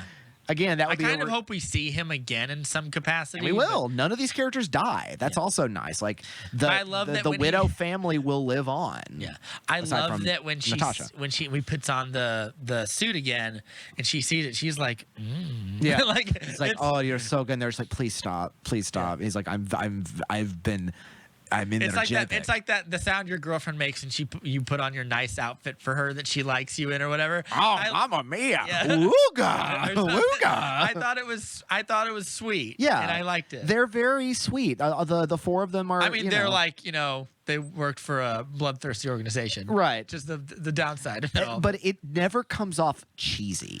Like that whole like family thing could come off really lame, and it never does because they keep the level of tension. There's always tension. The family bickering, it could have really gone into Married with Children territory. Right. But like when she's like, "Don't slouch, Natasha," or whatever, like little things like that. Like it was exactly the right amount. It didn't overdose me, so I was like, you know what? I like this. Yeah. I like that she is mad because you sold me to a dehumanizing organization, but also you get on my nerves, right? Just by doing Don't little slouch. things. I'm not. And it's like I'm not slouching. You get the back hump. She says. And it's very fun to see Natasha in a situation where she gets to be a person. Yes, she's I agree. Completely humanized and back to the dinner table where it's like you could take out all the flips, you could take out all the neck step, you could take all the guns, and she's just like, come on. It's like, you're so serious. Like, I have to be. I'm Black fucking Widow. I have to be serious. I mean, you've heard me talk about... I'm surrounded by Thor. And it's my biggest complaint, and you've heard me talk about it on other episodes about this character in particular, is that she isn't very human in a lot of ways. Yeah. I mean, she has moments where she emotes, where she tells Captain America and she has complicated stuff with Clint and everything and all that. But she never gets a chance to, what I feel, be human, and this movie delivers that and then some. Like I said, which I think was refreshing. Much like WandaVision got to do that with Wanda and Vision and all these other ones. I'm glad this movie is as good as it is because like I walked into this movie and I was like, I can't tell you how relieved I was. Like 20 minutes in, I was like, everything looks pretty good so far. Yeah, like I'm like, all signs are pointing to yes. Like so, because I was really kind of just being like, I feel like I read 2 shitty reviews from dudes who didn't like the movie or whatever, said it was boring, and I was like, oh no, am I gonna be right? And then I watched it and I was like, no, it's solid. It's exactly the kind of Marvel movie I want. I don't mind big fantastical stories, and I don't mind small and like intimate stories like this one. It's just like what I love more than anything is not that it's dark or that it's like serious or like any that stuff that people might think is the meme, but like I love that it has like a point of view underneath everything, and it does have great characterization. It has the same things that I love about any movie that I really like. It's not that, Marvel's funny, so if it's funny, it equals good. No. It's that it's good that equals good, and it has rich characters. The score at many times, I think the score is perfectly written for the movie that it's in. It has some of those little like Russian orchestral stings every now and then that work real nicely. And I thought that like there was the big rise and descending note. It sounds like Mussorgsky's Night on Bald Mountain. Yes. Which is why I was like, is that Mussorgsky? Dun dun dun. Yeah. And I was like, that's kind of like was Taskmaster's leitmotif a little bit. Yeah. And I'm like, let's talk about Taskmaster, and then let's go to recommendations. Because I also heard people were disappointed by this, and I'm like, I think that I don't know who Taskmaster is in the comics, and if that is literally who she is supposed to be. I think it's not this. Okay. I think it's not Olga Kurylenko. Yeah. Who didn't get a speaking line in this movie. So like I'd seen she says one word, and that's is he gone or whatever. Yeah. And they have that really sweet moment of like, it's because also this movie is just about breaking from your abusers. Yeah. Or oppressive, not even like people, but like a giant oppressive systems. Yeah. That can be all the way from a giant intergalactic, interglobal system to a single man. Yeah. It could be any of that. Yeah. But we see that scene where she sets the bomb off, and I was reminded of Munich.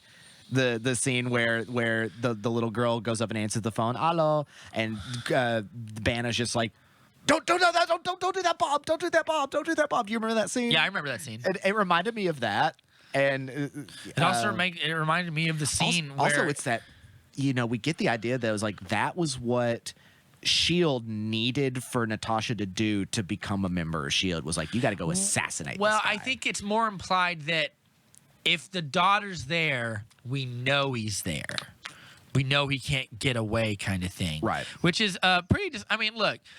Natasha Romanoff has done some disgusting things, and Shield has done some disgusting things. So when I watched, Shield was controlled by Nazis for the longest time. They were Hydra. Oh God, I forgot about that. When I watched that scene, all I could think of was Jesus. Yep. How many times has America done, or any government done that to somebody? And that's the maturity of this movie is it doesn't have to be this crucible where Natasha and Yelena and all these other characters have to answer for their crimes.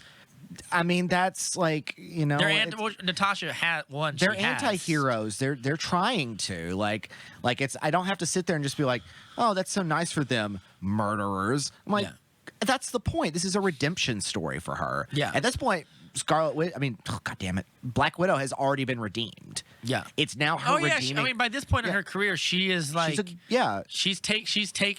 she's put in the work. Yeah. Melina probably not yet, but but it's about her redeeming this family in a way, or them redeeming each other in their own eyes. Yeah. So Taskmaster shows up and is one of the coolest designs Marvel's put out in a while. Yeah.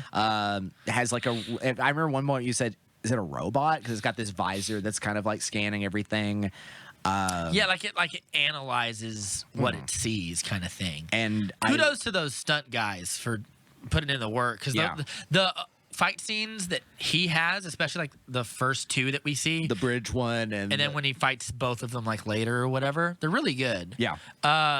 He's scary. He's kind of got Terminator vibes a little bit. Yeah, he's a it's a she, but right. I'm assuming Taskmaster. The outfit is by its design deliberately masculine to fool us into thinking that it's a man. But those stunt guys really did amazing work. The fight on the bridge when he kicks her and she flies off, he's got super strength. She's got super strength. Speaking of stunt people, I got to give it up to all the ladies playing the different widows in that sequence where they're all beating her up. Yes, but also the sequence where they're all doing the training the gun montage, kata, and it's perfectly timed. Yeah. I was like, those are all ballet dancers or modern dancers, and they're doing great work. Yeah, that's cool. There's also a deleted scene, clearly, because there's a sequence in the trailer, I remember, where there's a ballet thing where it's they're also doing ballet, and that's not in the movie. Well, that's from Age of Ultron. She has a flashback to that. That's another thing I don't understand is that this is another example of how revisionist history can be a crutch or it can be a sword kind of thing. Some of Star Wars's recent revisionist history is starting to irritate me. Yeah, it's starting to just irritate me a little bit. We're just riding around. Someone said they're gonna find a way to erase the sequel trilogy. I hope they don't do that, but they're not. They're not going to do that. Yeah, it's ridiculous. Stupid YouTube channels that say that. But an example of revisionist history is what are they going to do? What are they going to do? Star Wars Dude 69. They're going to take your script from Wattpad. Yeah, fuck yourself. But in Age of Ultron, we get a view of the Red Room or whatever, and it's some women. This is what I'm saying is they basically revised what the Red Room was. Because here, what happened was you see a clip of Scarlett Johansson when she was younger in Age of Ultron, and all these women they're dancing around, and some of them collapse because they're not strong enough to do the dance or whatever. And then it shows a man with a mask is brought in front of her, and she has these quickly cut kind of visions where she has to practice shooting and kill the man or whatever. And I'm bad. But I think the version of the Red Room we get here is worse. Is much worse. And more oppressive and more dehumanizing. And also because she had thought she had ended it years ago. But it has been more powerful than ever. Right. And that's because we get the idea that Ray Winstone, who has a character's name. Dracon. He's mentioned in the Avengers.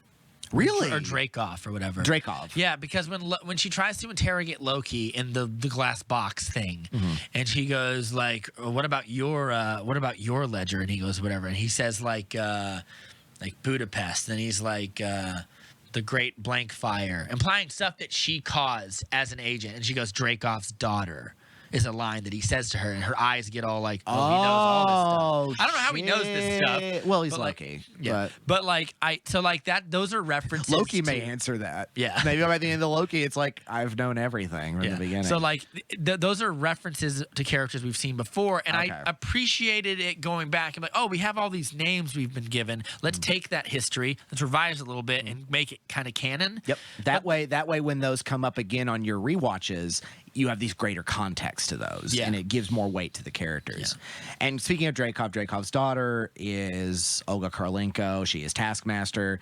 Yeah. She has been horribly burned, and I guess they work really hard to make mentally damaged after the explosion. And he's like, no, she's my greatest. I don't think she's damaged. I think that's just the thing, the chemical thing they do to their brain. But he had mentioned like I put a chip in the back of her neck, and so like but I think that's more for like some technology that lets her mimic things perfectly. Right. She has like photographic memory and is an expert mimic, and she mimics Black Panther, Hawkeye, Captain America. It's like a character in a fighting game that just like you click down and be like, I want you to have Chun-Li's fighting style, and then like starts fighting with legs, or like I want you to do a Hadouken. Like you can do that.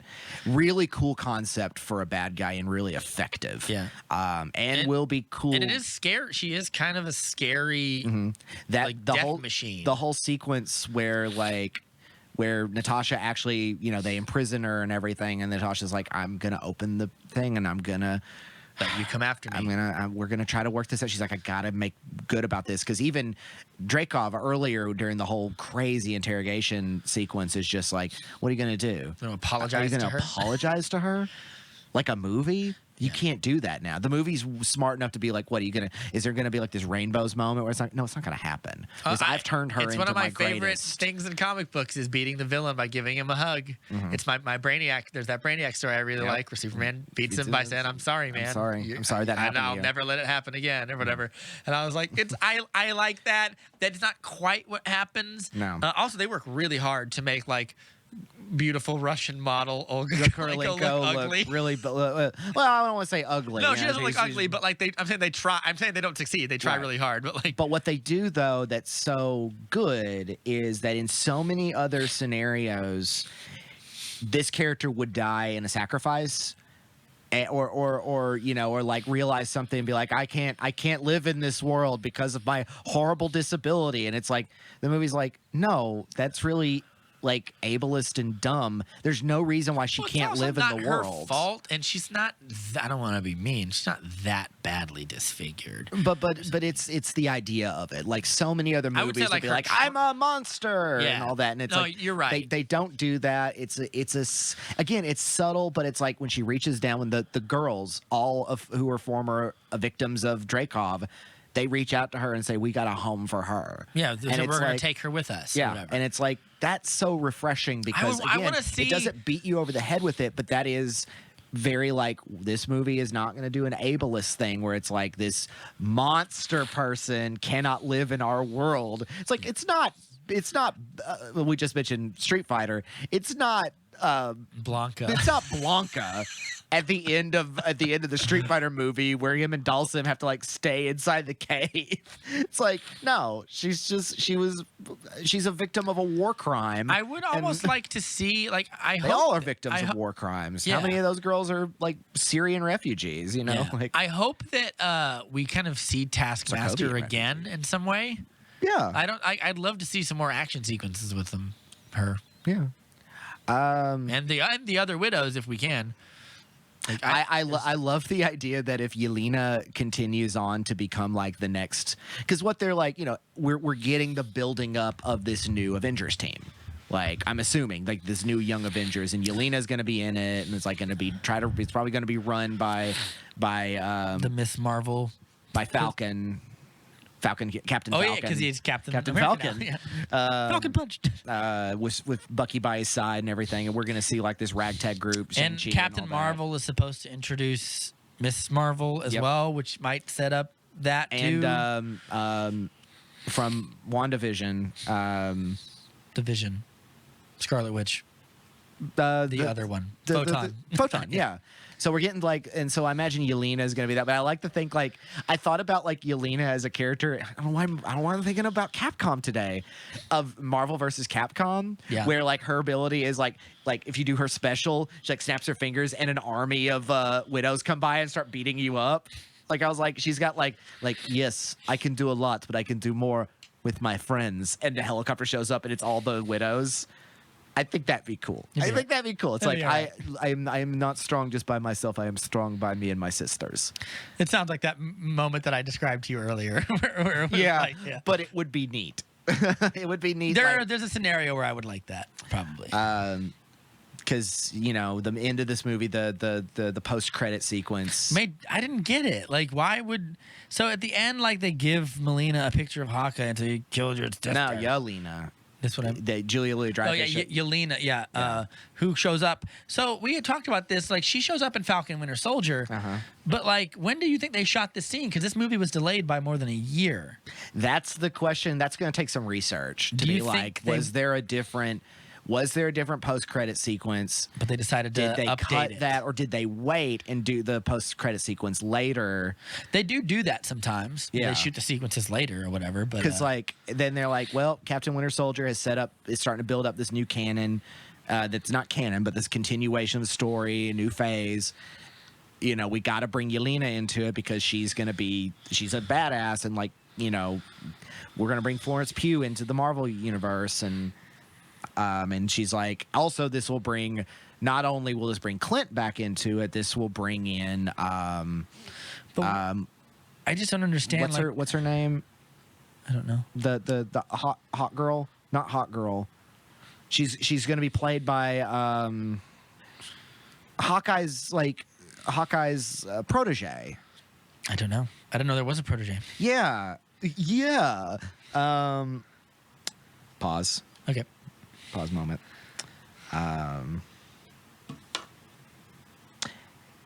Kate Bishop is the next Hawkeye. Kate Bishop and is going to be played by I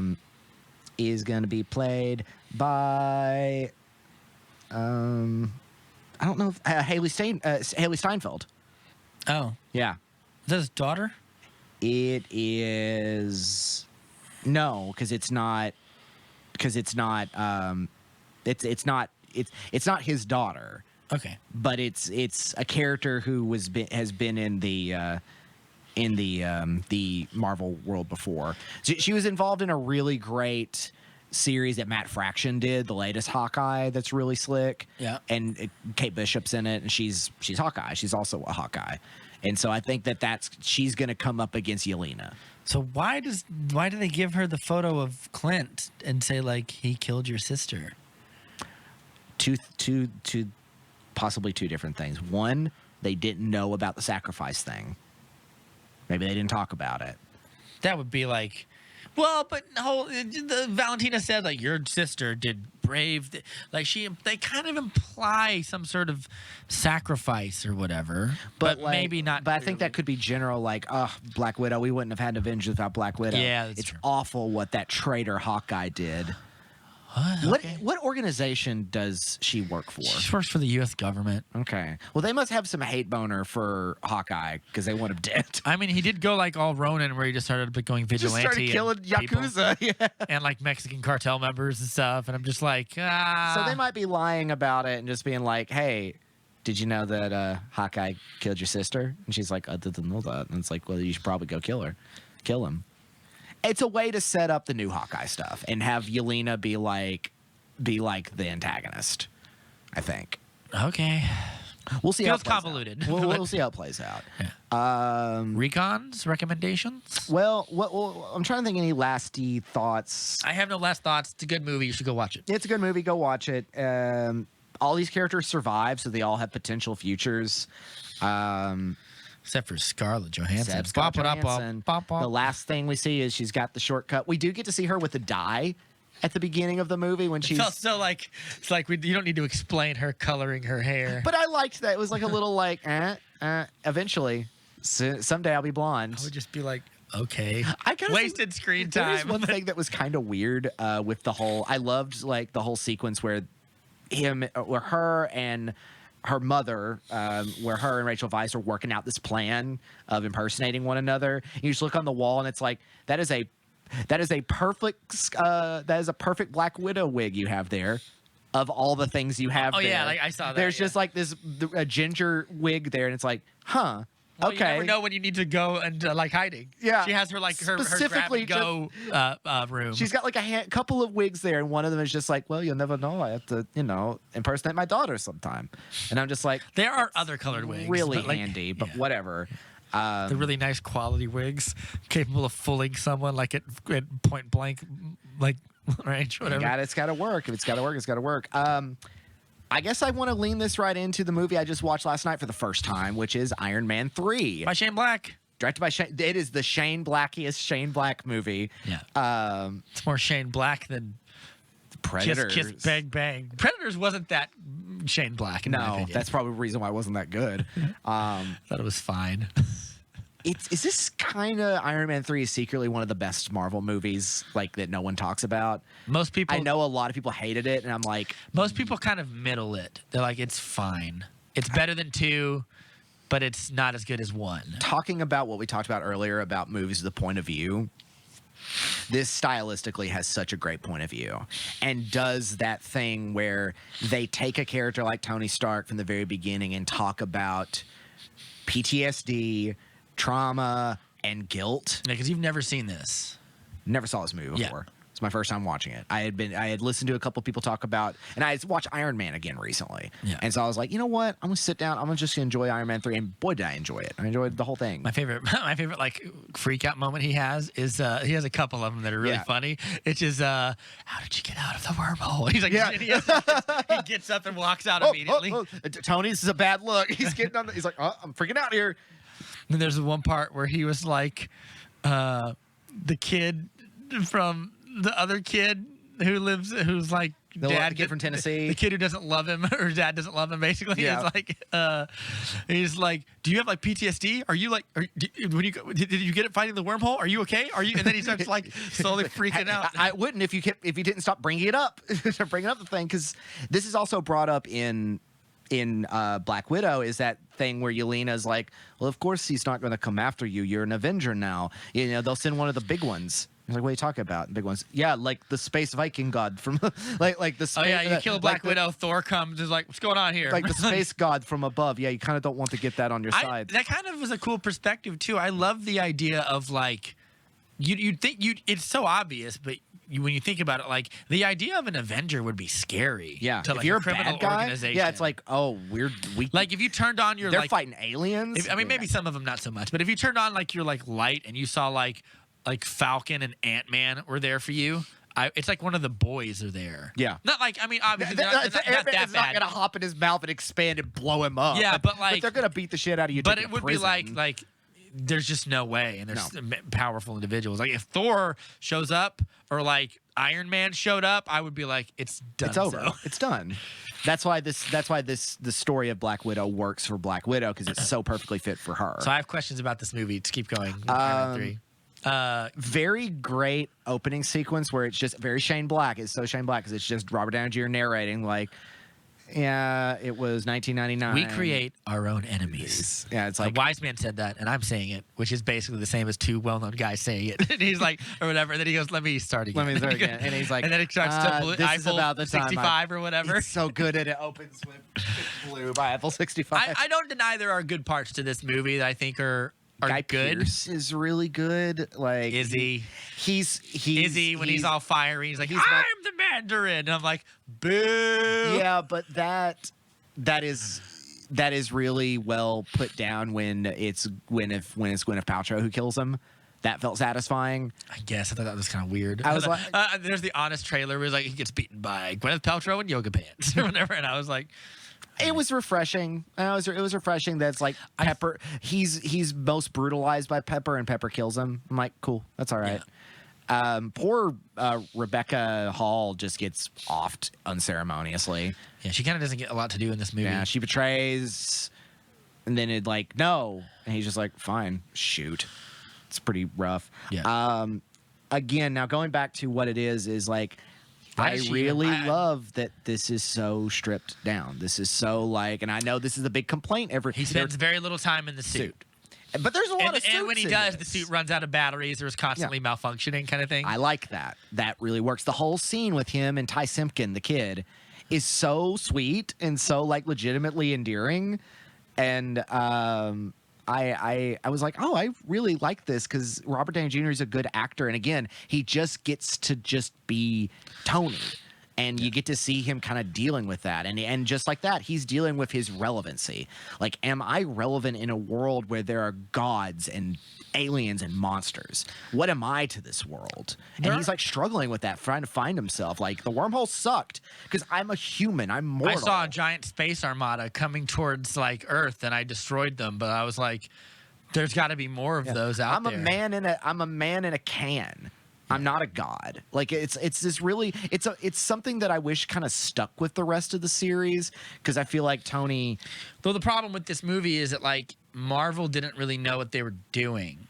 Because he stops being Iron Man, and then he just is Iron Man still for the rest of the movies. They kind of, and to their credit, they try to address it in Civil War when he's having to sit down with Cap, and he gives him the pens from FDR, and he was like, "This is what got America into World War II." And then Captain America's like, "Some people would say it got us closer to war." And he goes, and he was like, "Trying to give you what's the word? Olive branch, peace offering."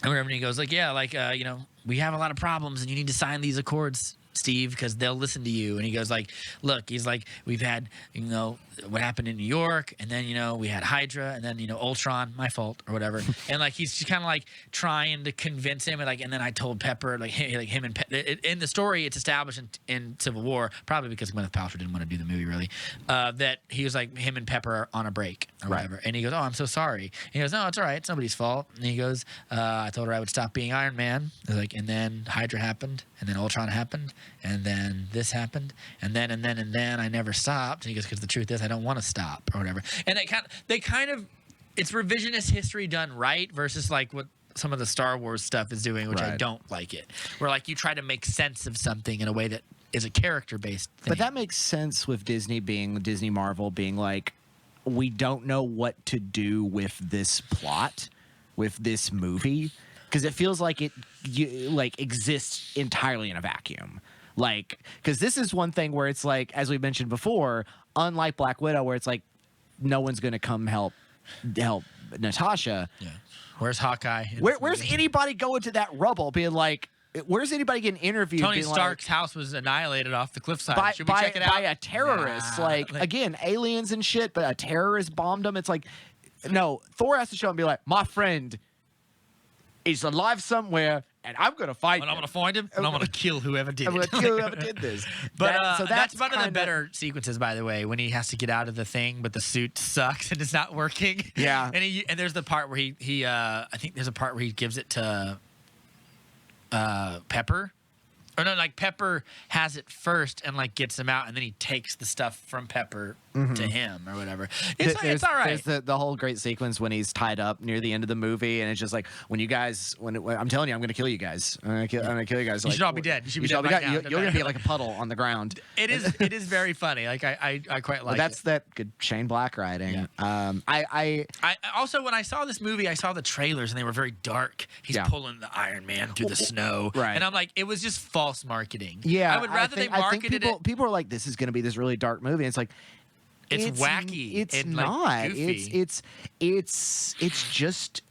It's this kind of like low key kind of thriller. It's like this like I've got nothing, but I gotta do something right.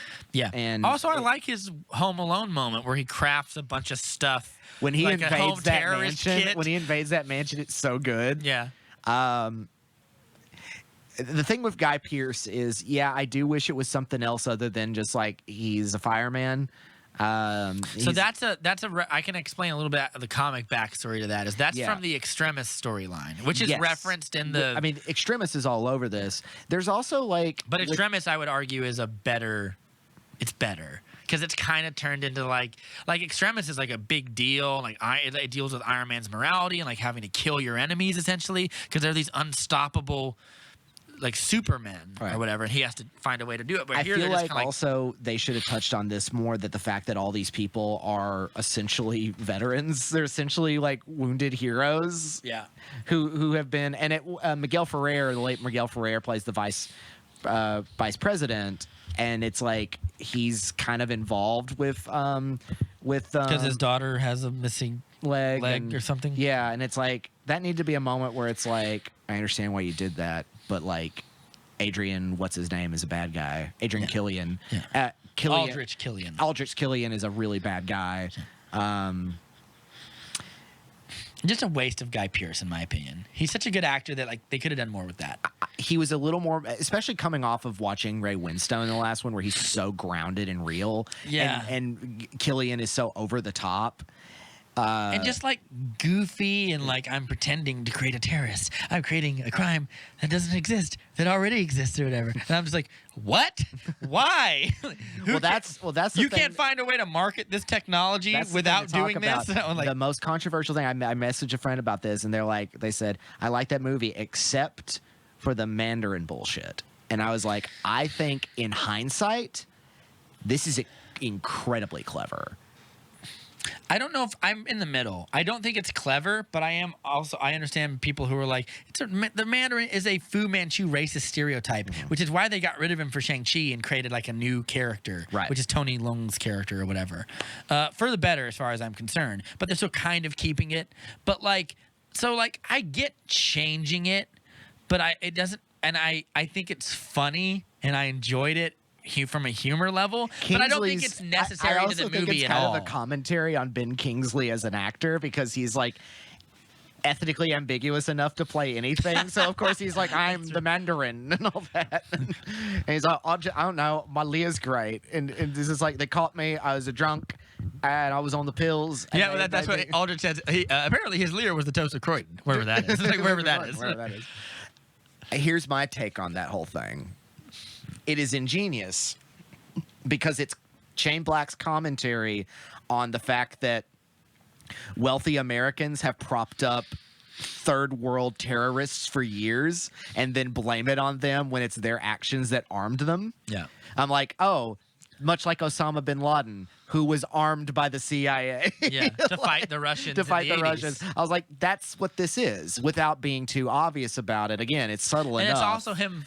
It's him sort of poking fun at media. Yeah. In a weird way. Because it's like, well, I feel like I even love it when Ben Kingsley breaks down the character layout. It's like a little bit of it's like one half Eastern radical, it's like one half American exception. Like he breaks down like Baptist preacher, or something like that. And then after that, he picks up a beer and he goes, blah, blah, blah. He just drinks a glug of beer. It's like, no one died. No one died. What are you talking about? I even love that when Tony, there's a part where Tony has him on the ground with a gun, and like a guy scores a goal in soccer, and he goes, ole, ole, ole, ole. And he's like, hey. It's kind of one of Kingsley's most fun performances. Like, he just gets to go all out, and you're like, oh, Ben Kingsley can do this if you let him. Like, I thought that it was, with the context of like, and Tony's reaction to the reveal is hilarious, and Rhodey's reaction. Rhodey literally had a line where he's like, "This is the Mandarin," and he goes, "I know, I can't believe it." And he's like, Tony's just looking around. And he's like, "I can't understand." The part where he's sent to Pakistan as the Iron Patriot, and I forgot what he mentions. He mentions something that makes one of the guys laugh. He's like, ah, and he's like, and puts the gun back at him. I can't remember. He's calling Tony, and he's just like, yeah, warmonger. It's like, Iron Patriot, I didn't want it. And then he laughs at the name, and the guy's like, I can't remember what it was, but it's really funny. Oh, no, it's like, he's like, what's your password? Oh, that's right. It's like War Machine rocks with an X. And he's like, ha, ha, ha. Yeah. I even love the dude who's, when Tony is tied up and he's trying to like, and we're going to go in 3, 2, 1, and then he does it, and then there's the one guy he doesn't kill, and he's like, you know what? I don't even like working here. They're so weird. I hate it. That was so good. It's like, you know what? I don't even like working here. They're so weird. Tony just gives him the bye-bye. And the guy walks away. You can leave. You know what? I don't even like working here. I like. Why would you? Everyone's probably dying all the time, and explosions are happening. Hitching ain't fun. Yeah.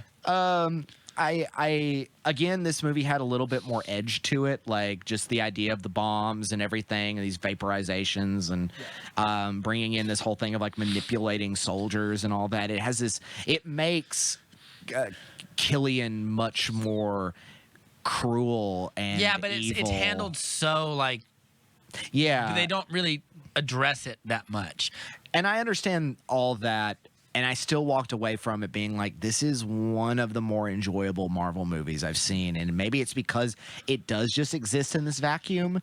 Like, it's almost like this doesn't even happen in the timeline. Like, this is just like, meanwhile, in Tony Stark's world, he has to deal with this, and nobody else cares, and it never is brought up again. Yeah. And I'm like, well, it technically is the moment where him and Pepper get together, I guess. No, that's 2. That's right. It is 2. End of Iron Man 2. Because they almost split up in this, because he's that terrifying weird sequence where he's connected to the extremist and she wakes up and the Iron Man's just like right there on her. Yeah. It's like a nightmare scene. It's like, oh shit. He's gotten so crazy. He's created like a million suits. Like, what suit is that? Number like 12? Is like he looks at 45. 45. It's and like, he's like, gotta have my hobbies. And suit 45 is the one that keeps coming back. It's the one he gets Killian in, and you think he's gonna kill him with it. I'll get a couple of small critiques, and then I'll move on to my recommendation. Before I do the recommendation, I got one more thing I just remembered I didn't throw at you, and we can talk about it real quick. I don't like that there's like a million suits, and they're all kind of easy to kill now. Because we went from the first one, where it's like the Iron Man suit is such a revolutionizing piece of technology that everyone tries to copy it, and it literally goes for all these movies. Like that's how seminal it is. But like after hundreds of upgrades and updates and stuff, it like they just fall apart like nothing. Like they're just like, I like that. There's like 90 suits like that, and I kind of like that sequence where he just brings all the suits. Yep. But if the suits are capable of working without him, why wear the suit at all, Tony? Like it kind of it does bring up these weird. The whole sequence where he saves everybody from Air Force One, great, and he's love not it. even there. It's my favorite sequence. That reminded me when you were talking about all the Black Widows holding hands. I was like, just like when he gets all those people in there. Well, I just think it's a great sequence because he's having to do it in the sky, and it has like it's kind of intense at the very end. And like he just like nicely sets him in the water, and then it ends with a nice little gag that He's not there. Perfect. And then he's like you're like oh, like, I was like. But you see the suit's empty. Like he doesn't get hit by the thing, and then his body explodes into blood. Like right. It's obviously empty. And then like Rhodey comes in the door. He's like, everything all right? Like, no, I think I got him all. And, like he's just in a boat doing this. He's just in a boat. I'm having this hilarious imagery of Robert Downey Jr. just like miming everyone getting together. It's good such stuff. good Downey Jr. in it. And also a funny president line with Rhodey, and he goes, "You look damn good in that suit, Mr. President, but I'm going to lead it back." Not enough Don Cheadle in these movies. Yeah, he gets better stuff to do in this. Like I think Infinity War and Civil War. And 3 stuff. is some good Rhodey because he's sidelines at the Iron Patriot thing, and he's like, this ain't my thing. Yeah. Good William Sadler as the president. That's a good casting there. Yeah. Also, it kind of has like a little bit of an addiction story going on with the extremist sort of thing, and that's really good for Downey Jr. considering he's a recovering addict. Yeah. Last thing I wanted to bring up with these Marvel ones, because we kind of talked about it with this. Going back to Black Widow real quick. You could edit this and put it back earlier. If you had to pick a member of the Avengers to be part of the Black Widow movie, like if someone joined in, who would you want? Who do you think would fit well in like this story? That's a good one. Because I could go crazy and just be like Thor, have Thor show up, kill them all. But it would be so tonally. But it would make sense. Yeah. Like I'm trying to think of like the time period we're set in. Because like if Black Panther shows up, it doesn't really make sense as much. Right. Because Wakanda's still. Well, no, because they even mentioned like you assaulted the king of Wakanda. Because I haven't thought about this, but I keep thinking like. It wouldn't. You can't do Iron Man because there's too much beef, and you can't do anyone on Iron Man's team because then it's connected. You can't. So you can't do Rhodey. You could maybe because the Vision would probably rat you out to Tony. So you can't do Vision. I'm just going through a process of elimination. I'm just ruining all the fun of this. Winter Soldier's on ice at this point. So you're really stuck with Captain America, Falcon, Hawkeye. Or like Ant-Man or something. I thought Ant-Man was on. No, Ant-Man's on the side of yeah, that's right. But they're all in jail. Yeah. At this point. Because she's going to go get him out at the end. Yeah. It was just a fun idea. It was like that popped out. I'm like, the best one that I think would be the most that would kind of be the most interesting in a vacuum would be like Iron Man. Would be Tony. Yeah, it would be Tony.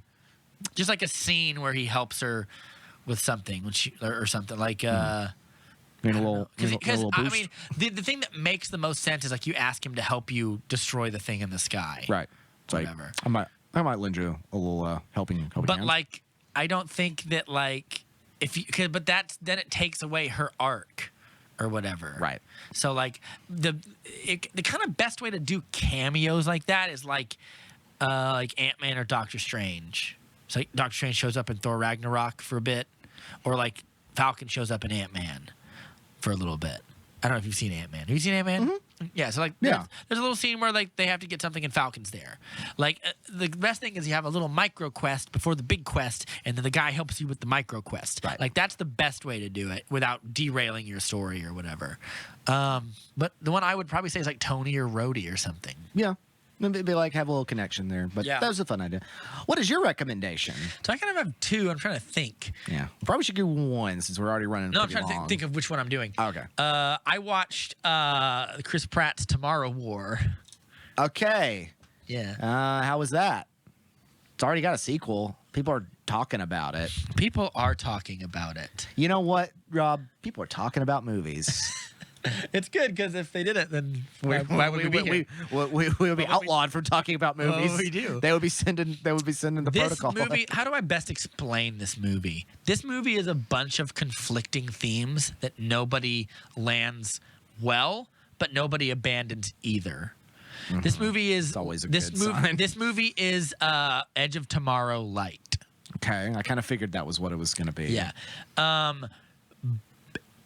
For a movie about time travel and futures and aliens and stuff, it's surprisingly like pedantic and like and oh god, I want to know how much I should give away. I mean, I don't necessarily want to do a full episode on this one, but like aliens come and destroy us, so we invent time travel to go back to another time to bring people to the future to fight the aliens. Okay.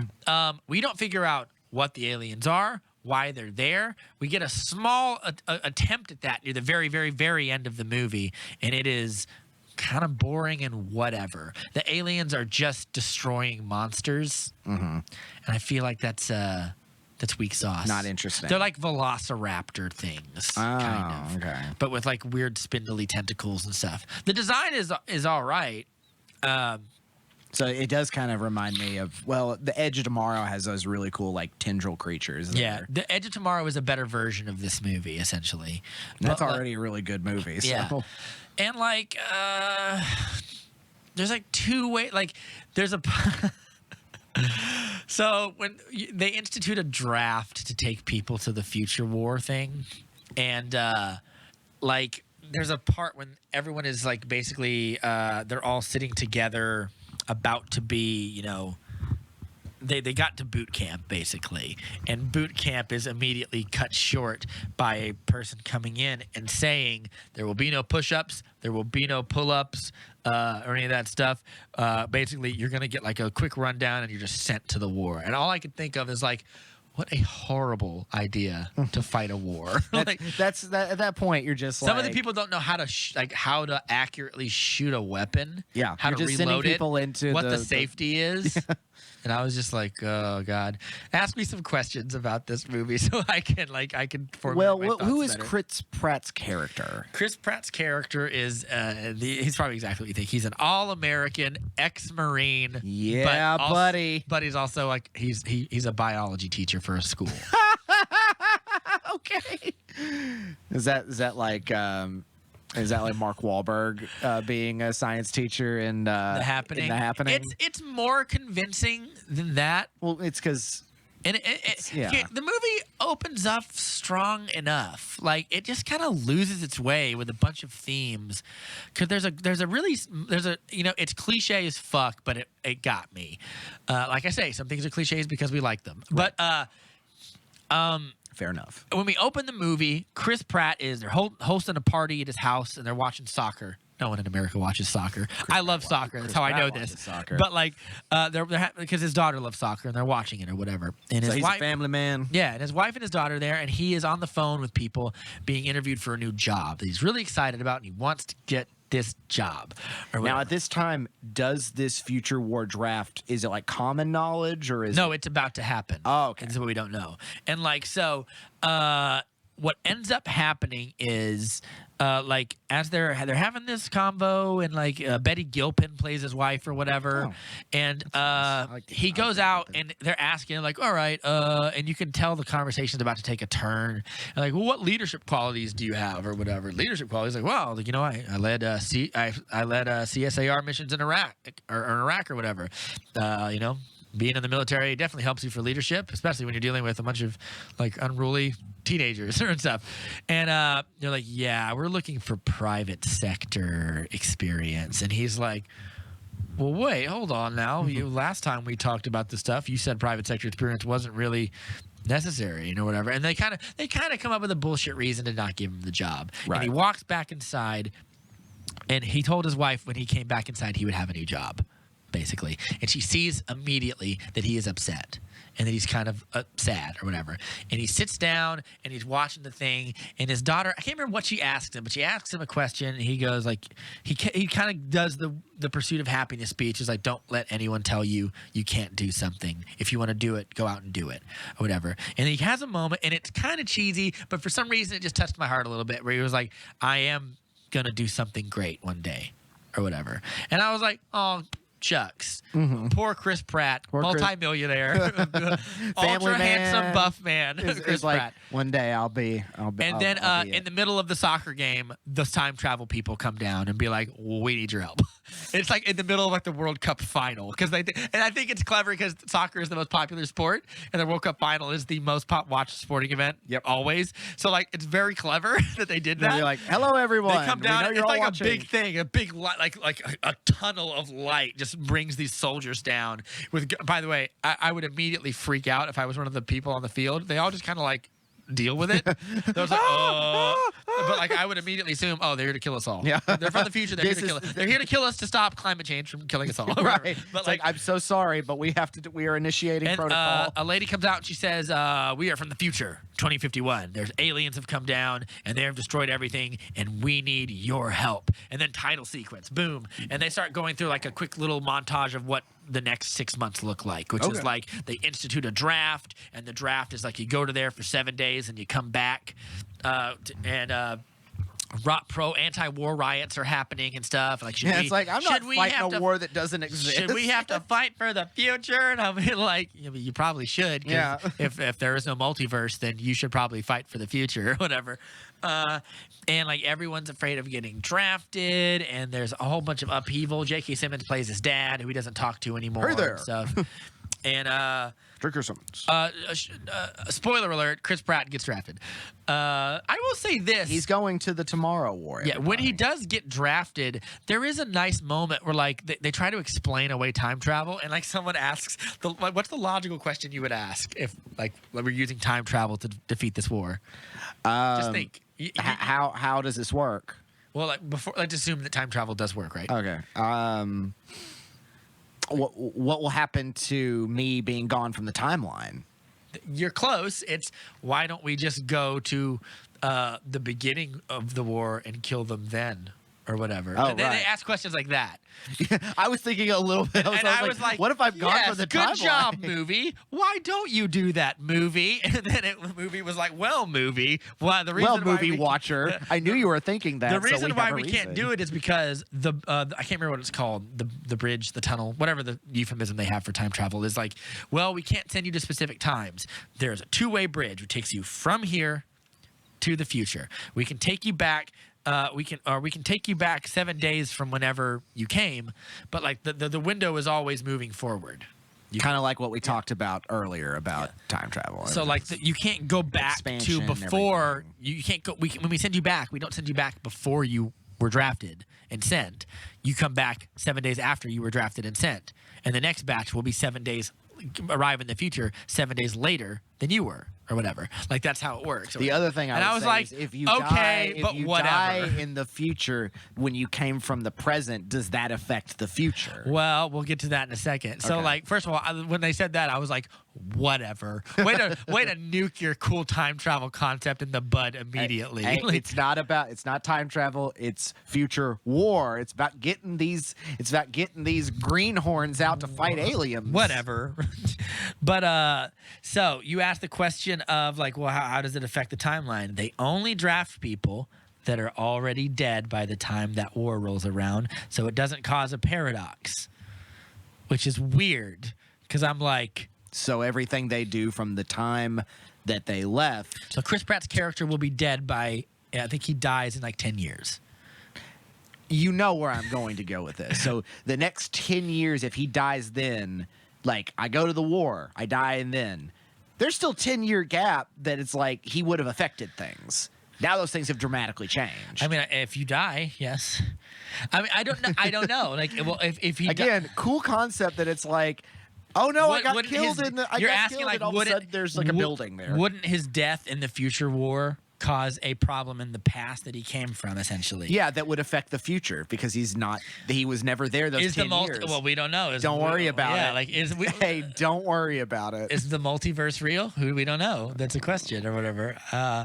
So this might even be happening on our time. I don't know. No, it is. implies that it's a singular timeline. All time travel movies imply this, because otherwise, like if I said this, right? If I said like, what's the Community joke or whatever? If any of us invent time travel, we will come back to this exact moment to tell us that we invented time travel. We all go like,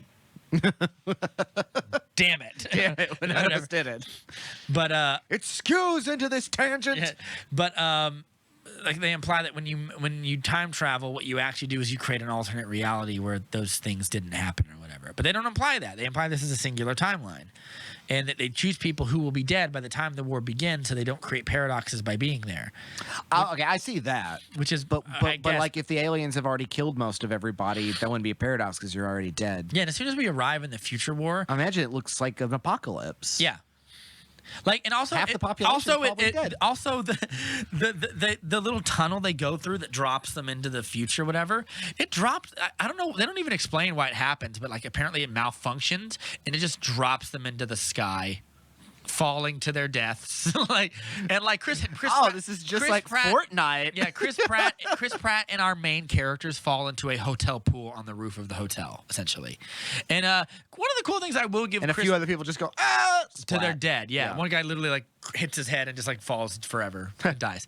But like one of the cool things I will give to Chris Pratt, like I kind of like the idea that like he is leading a team of people who are like, I have no idea what I'm doing and stuff. And he does a good job of like kind of putting them at ease. There's a neurotic guy. I think he's a famous like African American actor. He's like, I can't remember his name, but he's really fun. He's really fun in the movie, and he is scared. He doesn't think he's gonna do it, and he doesn't know how to use a gun. And Chris Pratt kind of takes him aside, kind of shows him how to put it on. Like your safety's here, and like he does. And all I could think of is like, you know what? A day of this would actually be really good before you send people into combat, where you just show them how to properly load and fire a weapon, how to follow hand signs that the army might use or whatever. Like Chris Pratt does that, but all I could think of is like, they would not know. Like he does the hand sign, and then they're going down a staircase, and they think they hear one of the creatures. It's a cool reveal of the first creatures actually, but they're going down, and he hears a sound. He just does this, and all I can think of is like, you're lucky we watch movies where we see that a lot, Right. Because we would not know what that means. I don't know what that means. But yeah, the cool twist is when he gets to the future war, his commanding officer is his daughter. Oh. And it is actually very sweet and kind of sad, because she implies that in a few years he would leave their family and it would devastate her, and him and his mom would not be able to get back together, and eventually she would not meet him till about 10 more years later on the day he dies, because he's rushed to the hospital and she's called, and she watches him die in a really sad way. Wow. And all he remembers is the last time. Also, oh God, I gotta kick this a little bit too. But when he goes to the future war, his daughter figures out that he's going to. He's been drafted or whatever, and instead of doing the thing a normal person does, which is like hug them and tell them I'm gonna be fine, I'm gonna come back or whatever, he kind of is just like, I need you to be tough for me, kiddo, or whatever. It's weirdly completely inhuman, and I was just like, what kind of? Yeah. It feels so. She's a 8-year-old. Yeah, and it feels so. Now he does hug her when he leaves, but I was just like, you're giving her the talk now, and I'm like, no. What? It's a bunch of little things. I'm soldier dad. It's a bunch of little things, but he's not. He actually is quite like he does all right in the movie. I like.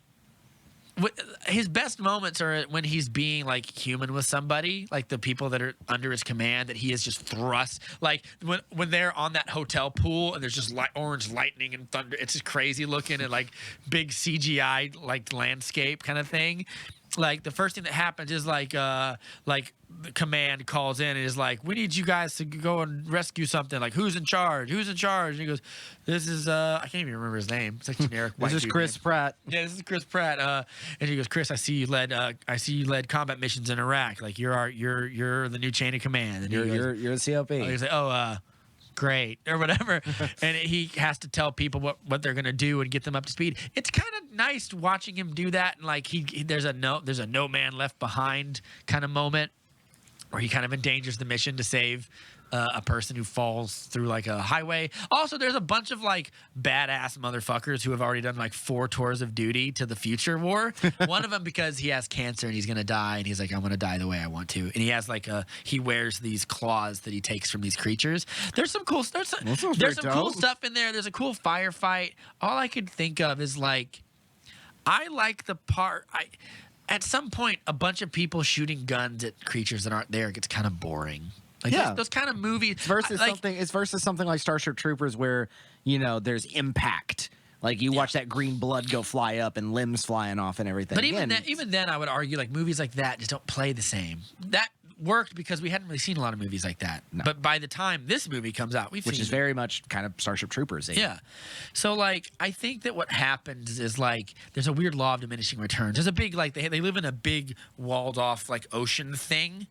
There's like a big like wall around the section of the ocean with a bunch of big like oil rigs and like cool futuristic sci-fi planes and stuff that they used to fight everything. And that's kind of where there's only like 500,000 humans left or something ridiculous like that. Mm-hmm. And like there's a big time where like they have to capture a female of the species so they can synthesize her blood because they made a toxin that kills the males but not the females because the females are bigger and more aggressive. Right. So they're trying to synthesize the blood, but they hear the scream of the female, so all the males from like around the world or something attack them, and it's like a World War Z style just huge battle. What is it? Target rich environment. Something like that. The environment is very target rich. They're crawling over like the walls and stuff, and I can think I was like, this is just a little overkill. I kind of liked it when it was just a mission inside a destroyed city, and there's a bunch of the creatures, but there's not like 10,000 of them or whatever. And I don't know. I feel like this movie is. I don't know why I'm recommending it because I'm kind of kicking it really hard, but it was the most recent thing I watched, and I feel the need to talk about.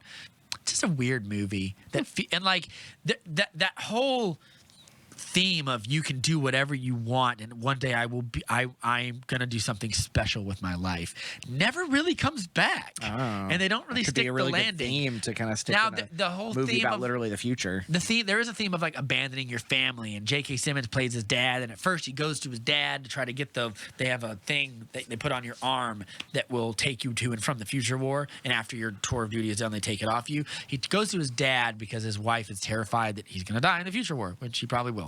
And he said, go to your dad and maybe he can help. He was like, I don't like to talk to my dad.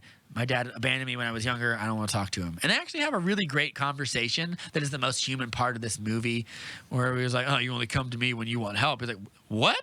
When I want help? Like, there were decades where all I wanted was your help, like, or whatever. And like, he doesn't. Well, and also you got 2 actors who really, they're doing a good job, and no one is ever overtly bad in this movie. It just feels a little rote. It just feels a little like, oh, I've seen all this before. It sounds like yeah, it's pretty cut of the line.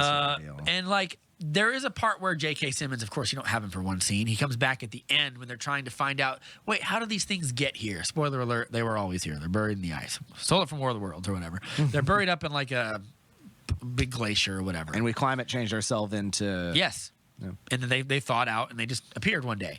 So they go to the spaceship to destroy it. And there is a nice little part where like J.K. Simmons, because these things smell blood really well, kind of like sharks. There was a part where he cuts his hand open. So it goes for him. He just looks at him. He's like, "I'm sorry, son. I'm sorry for everything," or whatever. It's really sweet. Even for a movie that hadn't really earned a lot of this emotion, heartfelt. Like, the little moments where it does try to stick that family theme is it's all right. It's an all right movie. Okay. If you have a chance to turn it on and you think it looks cool, just watch it because you think it looks cool. That's the best thing I could tell you about it. I was going to recommend Invictus, but I watched that too. Great movie. Great movie. So another sports movie. Yeah. I love a sports movie sometimes, man. Some of them are really boring and cliche, but not that one. That one's pretty good. Slapshot. There's a movie for you. Yeah, that's Paul. Is that Paul Newman? Paul Newman and a bunch of cursing Canadians. Yeah. All right. So go watch The Tomorrow War if you want. And be sure to go watch Black Widow. Yeah, go watch Black Widow. Watch Black Widow first. Because you do want to do that because it's a good time. Yeah. And then if you liked what we said about Iron Man 3, that we kind of ruined for you. I feel like go watch Iron Man 3 and Black Widow are good companion movies. And I don't think it's just because I watched them like back to back. I just think they are work. two examples of movies that do feel like they have a point of view. Mm-hmm. One of them is more comedy based, and one of them is more earnest and serious. But like they both feel, like, and they really wring the humanity out of these larger than life characters. Yeah, I agree with that. And they have similar themes about like I'm a human in a world that has finally been thrust into the supernatural and the otherworldly. Yeah. But there are human problems that not only do I have to deal with, the world has to deal with, and I have to deal with it. Yeah. So check those out. Cool. Check out The Tomorrow War when you're doing your laundry and watch some action sequences. And yeah, this has been an episode of The Movie Date with Rob and Matt. A podcast for people who like movies but don't want to be smug about it. You can catch us on YouTube and iTunes, Podbean. Yep. Follow us on Facebook. Yep. Subscribe to all those things. You know what to do. Subscribe or follow or Thank you for being a fan. Thank you for being a friend. Yes. Yes. I'm Rob. And I'm Matt. And we'll see you next time. Take it easy.